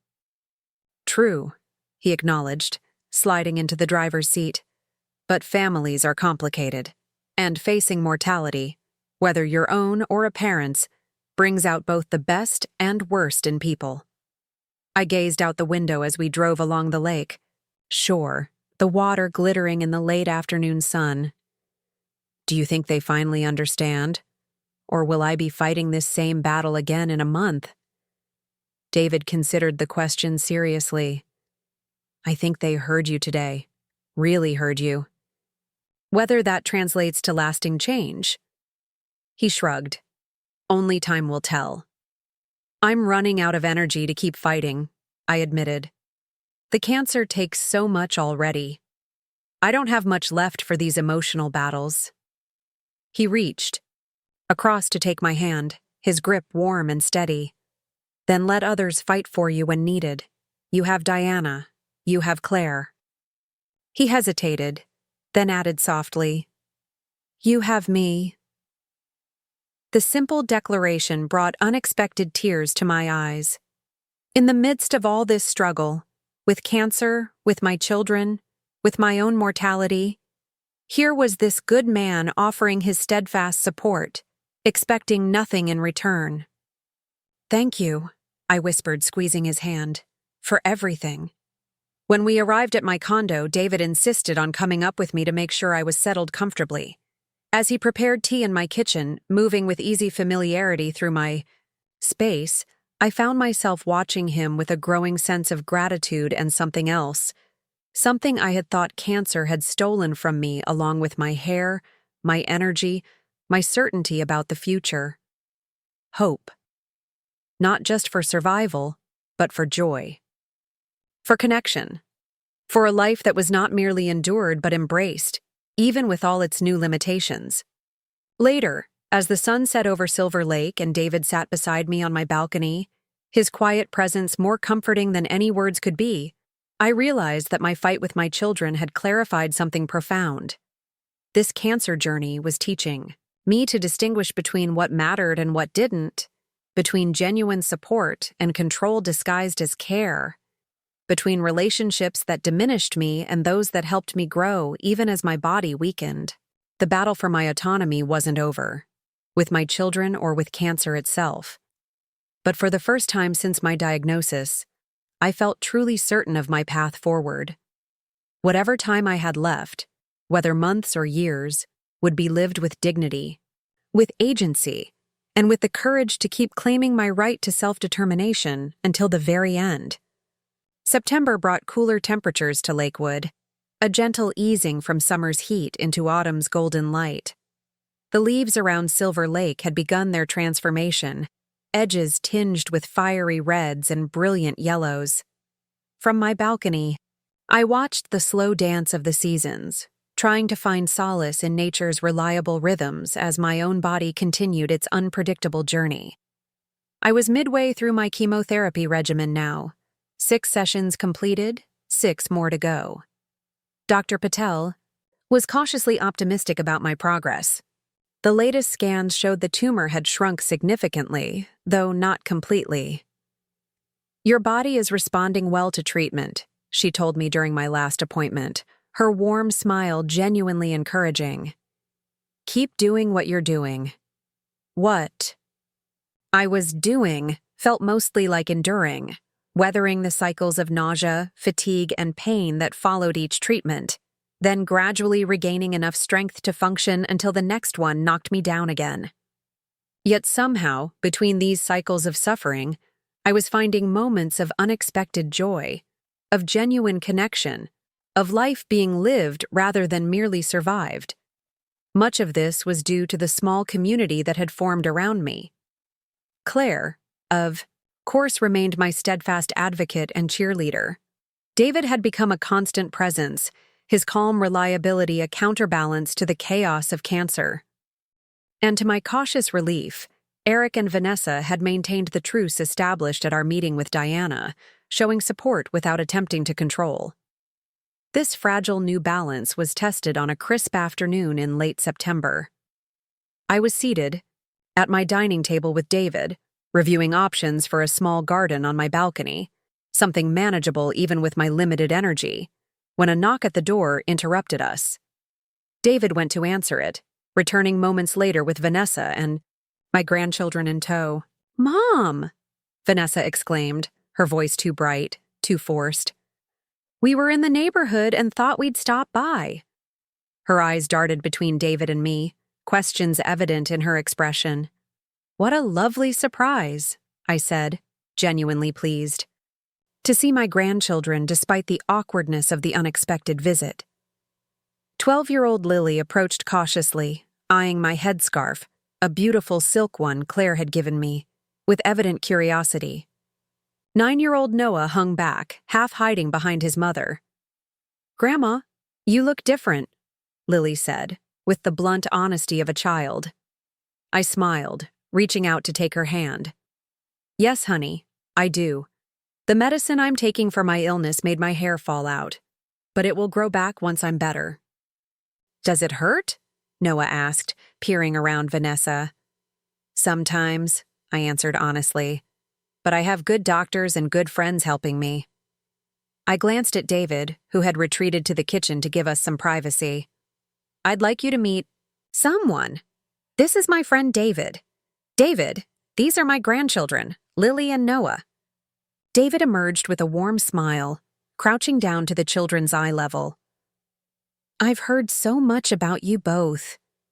Your grandmother says you're quite the artist, Lily. And Noah, I understand you're a champion chess player.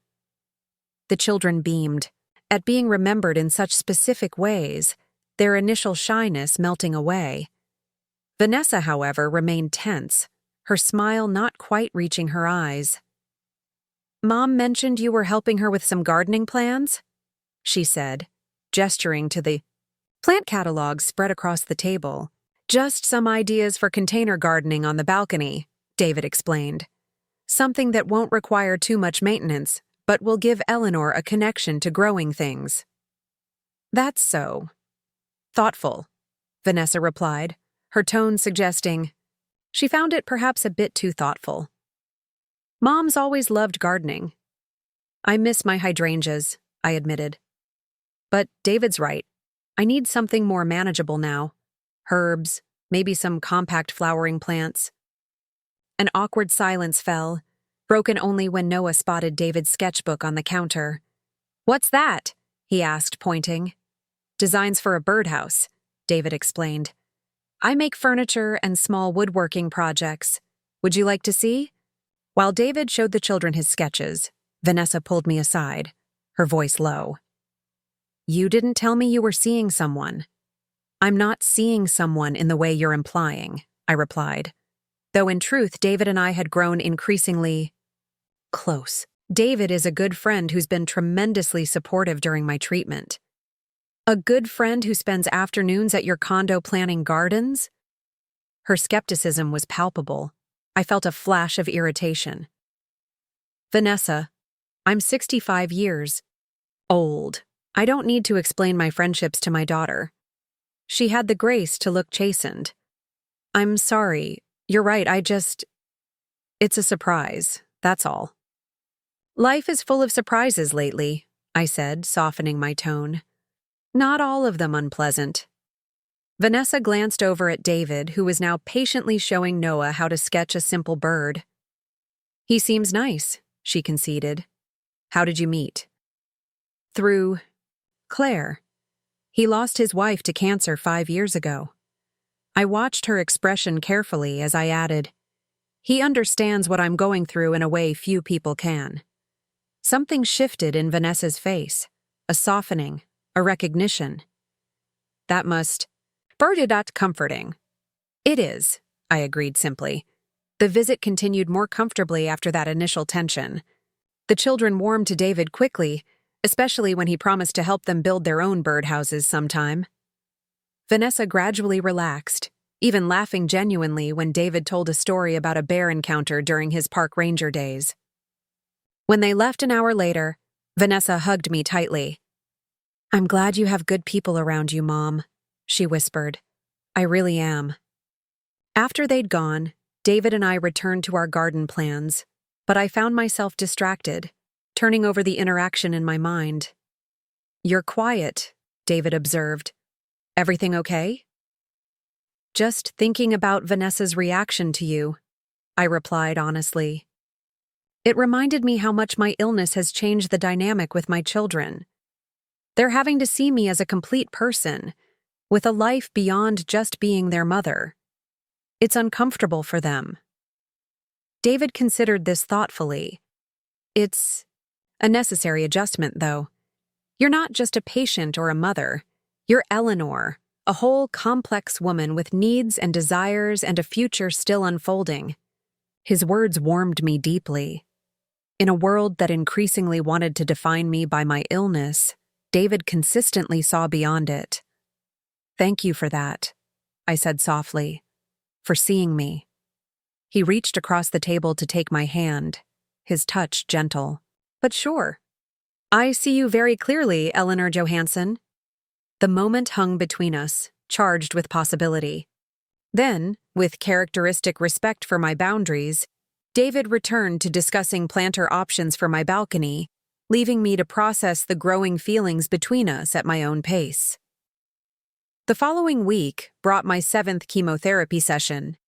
I had fallen into a rhythm with these now, the pre-medications, the slow drip of drugs, the immediate wooziness followed by the crash of side effects hours later.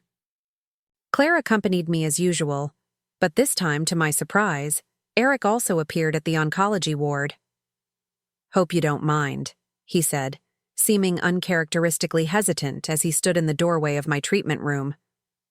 "I took the morning off. Thought maybe I could help out today." Claire raised an eyebrow at me, silently asking if I wanted her to intervene. I shook my head slightly. "That's thoughtful, Eric. You can stay."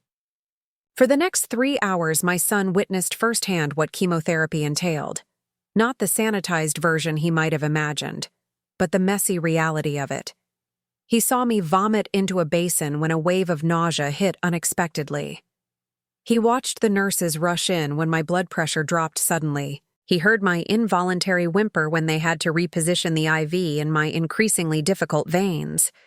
Through it all, Eric remained steadfast. He didn't flinch or look away. He held the basin, wiped my brow with a cool cloth, and listened attentively when the nurses explained what was happening and why.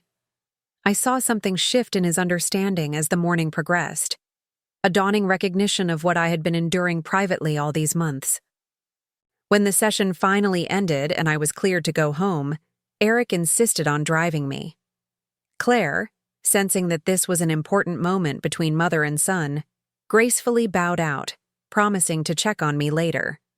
The drive to my condo was mostly silent. I was too drained to make conversation, and Eric seemed lost in thought. It wasn't until he had helped me inside and settled me on the couch that he finally spoke. "I had no idea," he said, his voice thick with emotion. "No idea what you've been going through."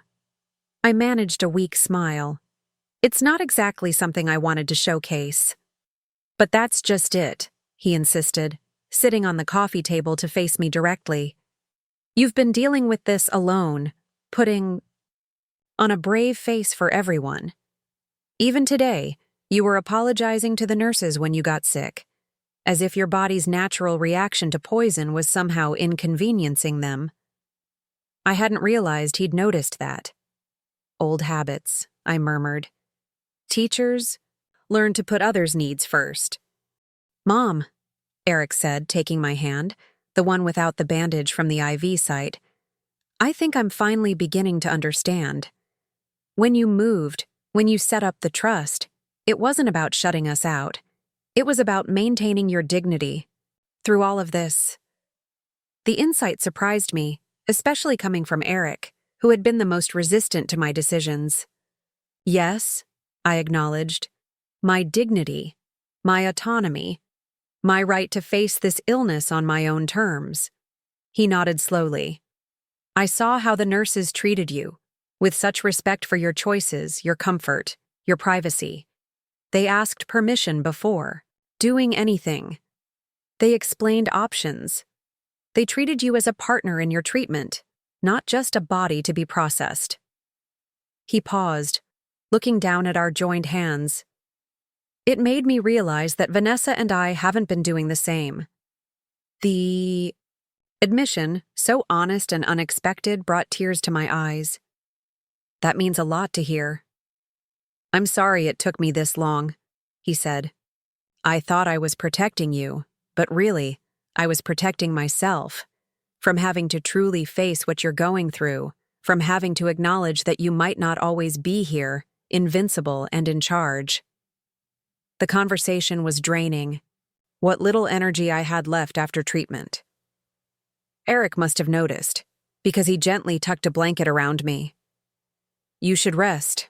I'll stay if you want, or I can call David or Claire."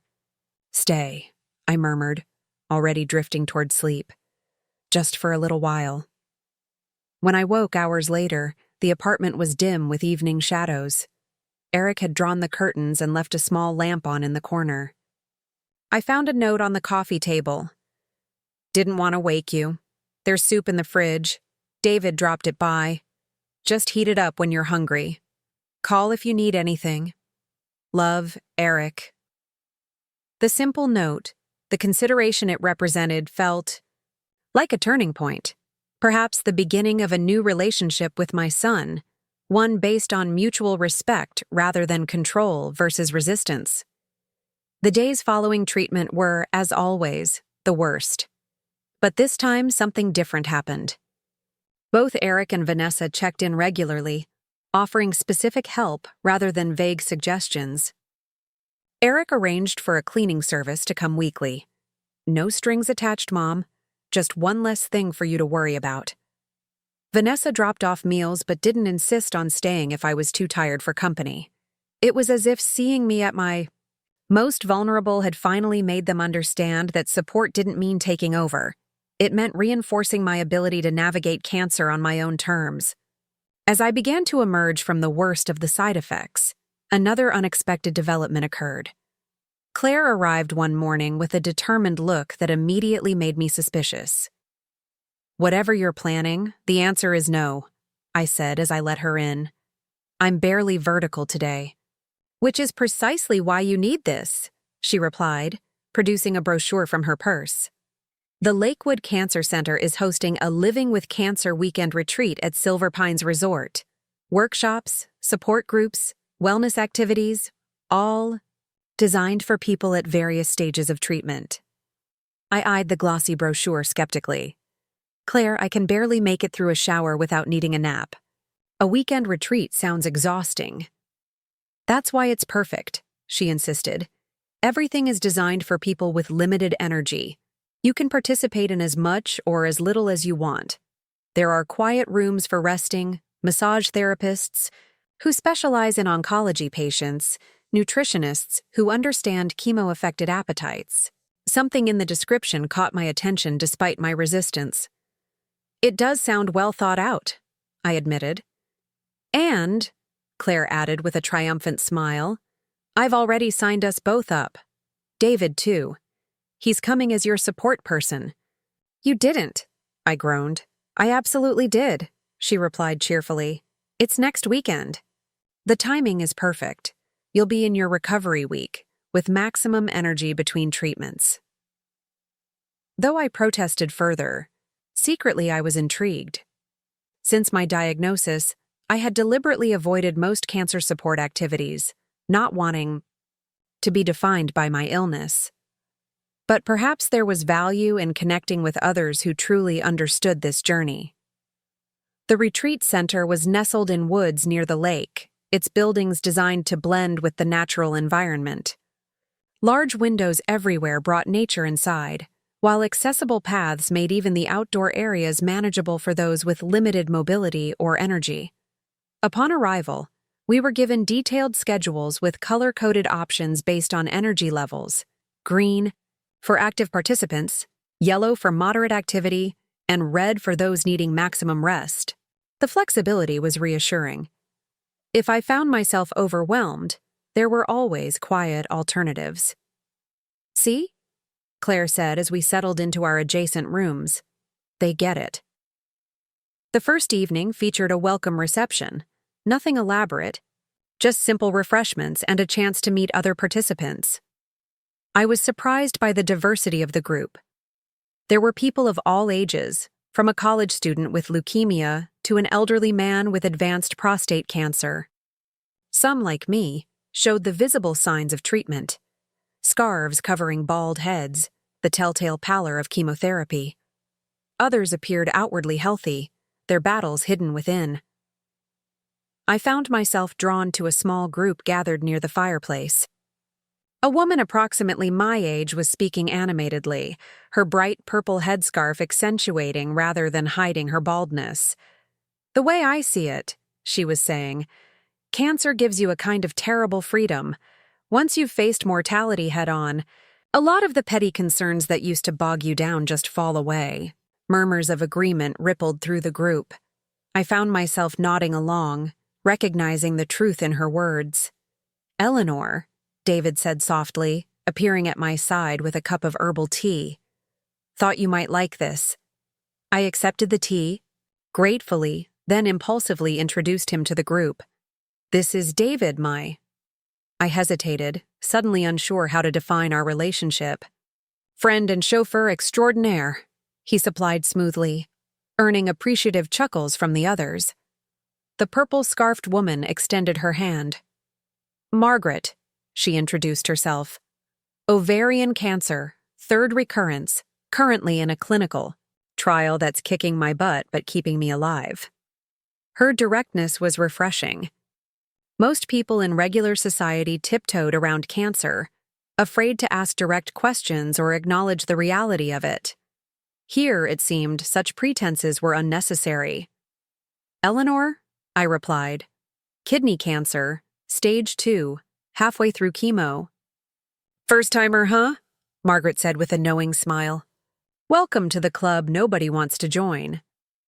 The conversation flowed easily after that. I found myself sharing experiences I hadn't voiced even to Claire or David. The strange dissociation from my own body, the way time seemed to distort during treatment, the unexpected grief over lost hair that had nothing to do with vanity and everything to do with identity. Others nodded in recognition, sometimes offering their own insights or coping strategies. No one tried to diminish my experiences with toxic positivity or platitudes about fighting cancer. Here, it was understood that some days survival meant simply enduring, breathing through pain, or finding humor in the absurdities of treatment. By the time the reception wound down, I was thoroughly exhausted, but also strangely energized. "Thank you," I said to Claire as we walked back to our rooms. "You were right about this." She squeezed my arm affectionately. "Told you so." The rest of the weekend unfolded in a gentle rhythm. Mornings offered wellness activities, gentle yoga, meditation, nutrition workshops. Afternoons featured support groups organized by cancer type, treatment stage, or specific challenges. Evenings brought more social activities, music therapy, art workshops, or simply quiet conversation by the fire. I found myself gravitating repeatedly toward Margaret and her straight-talking approach to cancer. During a workshop on managing treatment side effects, she leaned over to whisper, "The real trick they don't tell you? Baby shampoo for sensitive skin everywhere." And I do mean everywhere. Her practical tip, delivered with a conspiratorial wink, made me laugh out loud, something that had become rare since my diagnosis. Later, during a session on relationships during cancer, Margaret shared how her illness had revealed the true nature of many of her connections. "My sister, who I always thought was the flaky one, turns out she's my rock. My best friend of 30 years, ghosted me the moment I started losing my hair." She shrugged philosophically. "Cancer is like a relationship X-ray. Shows you what's solid and what's hollow." Her words resonated deeply with my experiences with Eric and Vanessa, with the surprising steadfastness of Claire and David, with the disappointing reactions of some friends I'd thought would be there for me. The most transformative moment came during an art therapy session on the second day. The facilitator, a gentle woman named Sonia, provided us with clay and simple tools. "Today," she explained, "we're not creating objects or trying to make something beautiful. We're simply exploring what our bodies are telling us." The instructions seemed vague, even a bit new agey for my taste.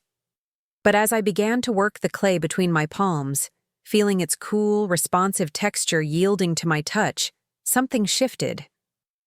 I closed my eyes, focusing on the sensations in my body, not just the familiar discomforts of treatment, but deeper messages I had been too busy enduring to truly hear. My hands began to shape the clay without conscious direction. I worked intuitively, pressing, smoothing, carving with my fingernails. When Sonia finally called time, I opened my eyes to find I had created a sort of vessel, irregular, with thin spots where the clay had nearly torn through, but still intact, still capable of holding something precious. "Would anyone like to share what emerged for them?" Sonia asked the group. Margaret, unsurprisingly, went first, displaying a fierce-looking spiked ball. "This is how I feel inside when doctors talk about me like I'm not in the room," she announced, earning knowing laughs from the group.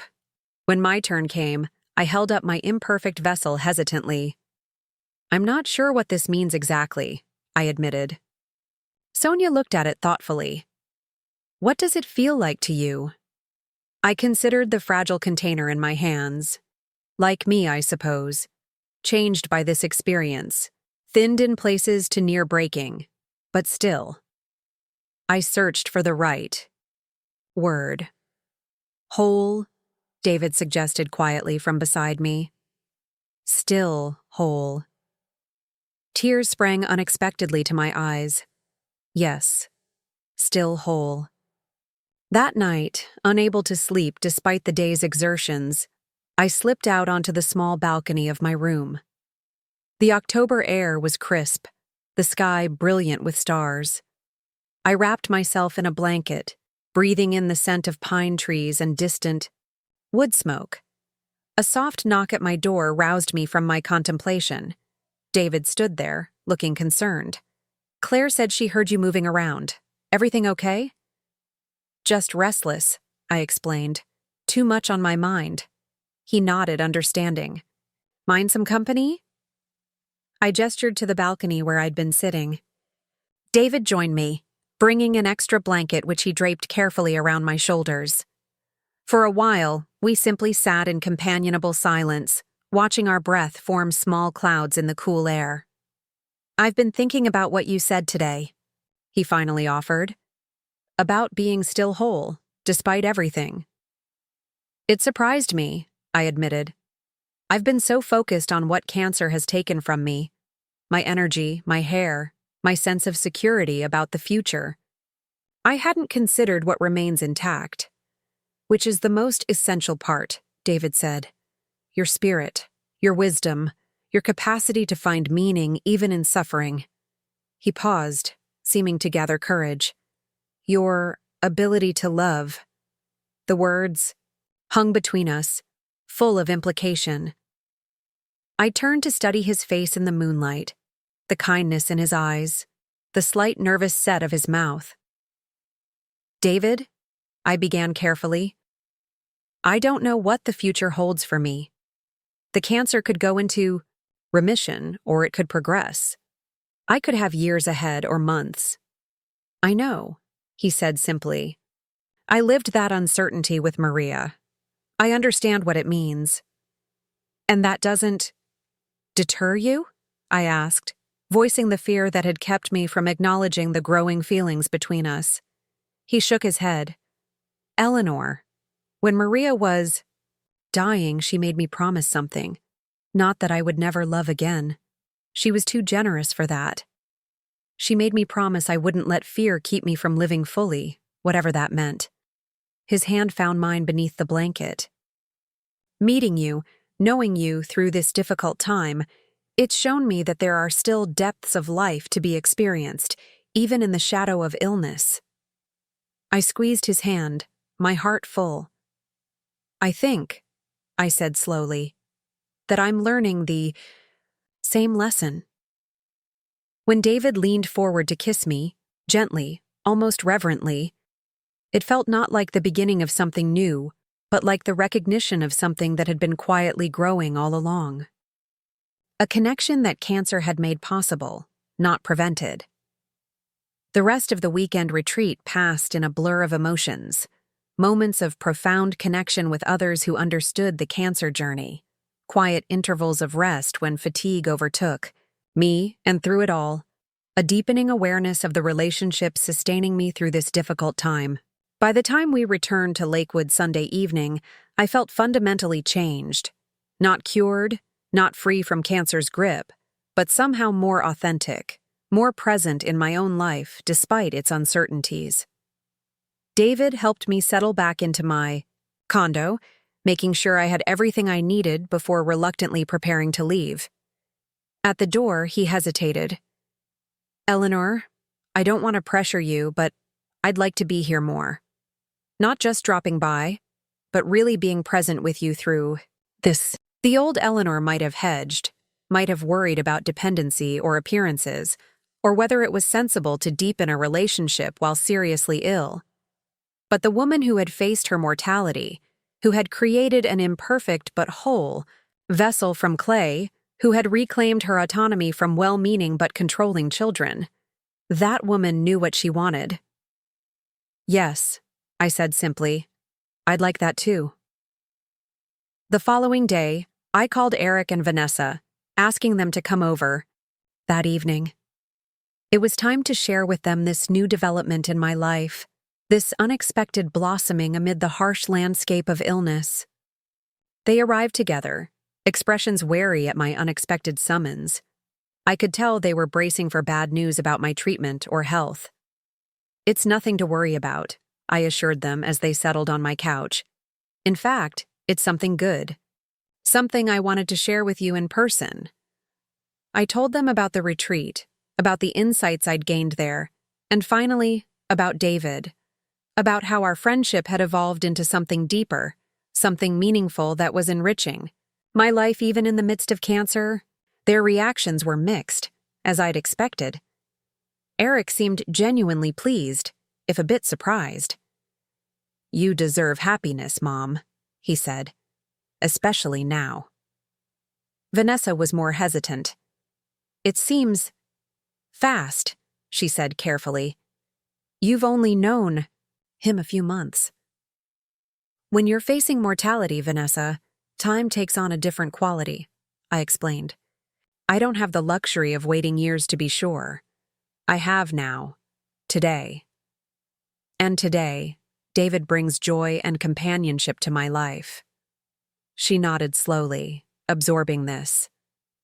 "I just don't want you to be hurt or taken advantage of."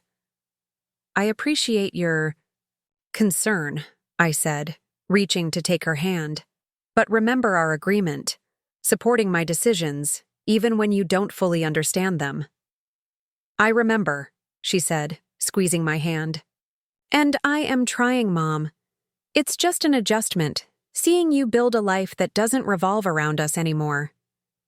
"It's an adjustment for me too," I admitted. "But a necessary one. For all of us." As they were leaving, Eric hung back, letting Vanessa go ahead to the car. "Mom," he said hesitantly, "I want you to know. I get it now. What you did with the trust, moving here, all of it. It wasn't about shutting us out. It was about claiming your right to write the final chapters of your own story." His insight, so perfectly articulated, brought tears to my eyes.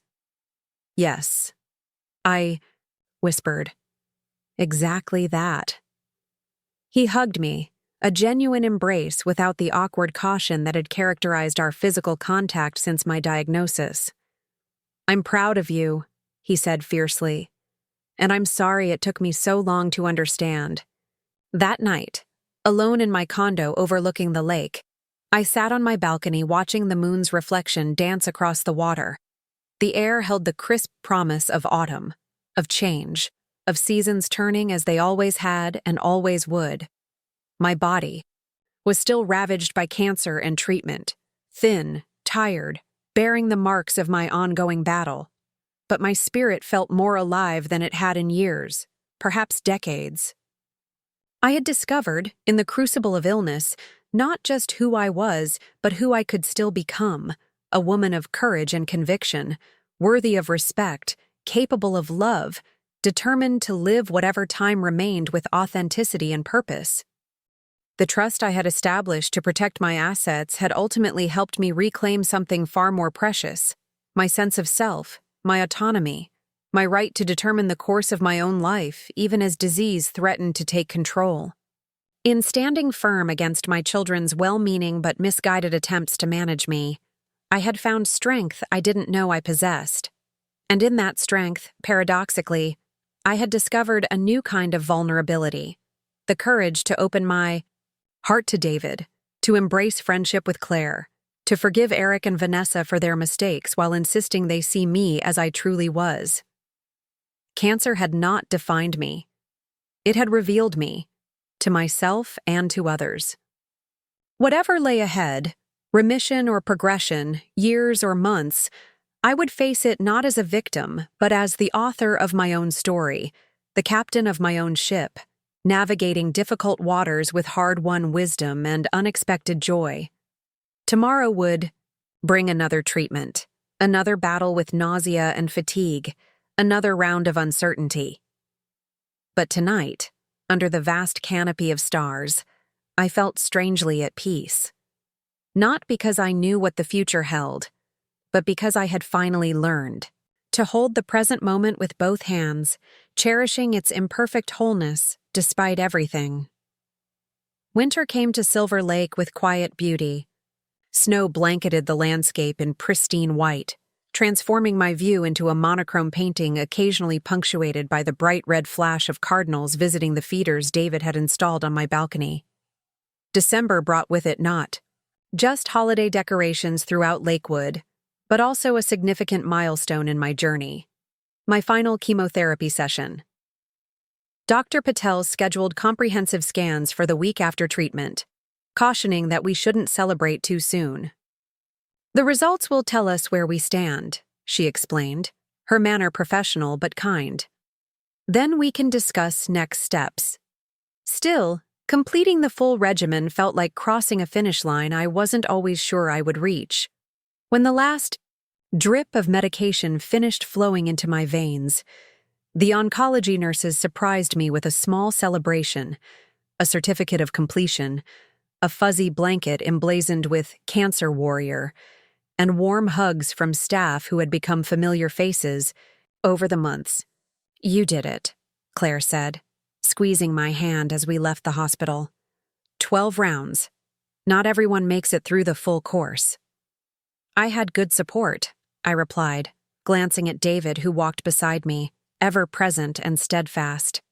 The days following my final treatment brought the now familiar cycle of side effects, though somehow knowing they were the last made them marginally more bearable.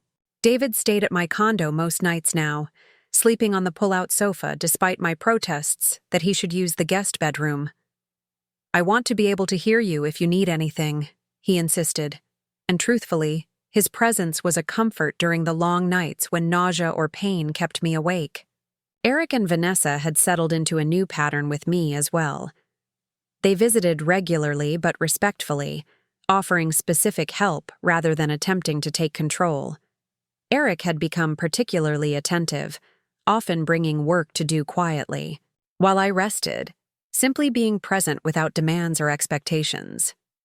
Vanessa brought the grandchildren weekly, gradually helping them understand my illness in age-appropriate ways. Lily had even started a school project about cancer awareness, interviewing me about my experience with a maturity that made my heart swell with pride. The week before Christmas, I returned to Lakewood Memorial for my post-treatment scans. The cold efficiency of the machines contrasted sharply with the festive decorations adorning the hospital corridors. As I lay inside the CT scanner, the technician's cheerful, "Just breathe normally and hold still," seemed absurdly at odds with the weight of what these images would reveal about my future. Dr. Patel scheduled my results appointment for December 3rd, "a Christmas gift, hopefully," she said with cautious optimism. That evening, I found myself unusually reflective. David was at his cottage preparing for our Christmas celebration, giving me rare solitude.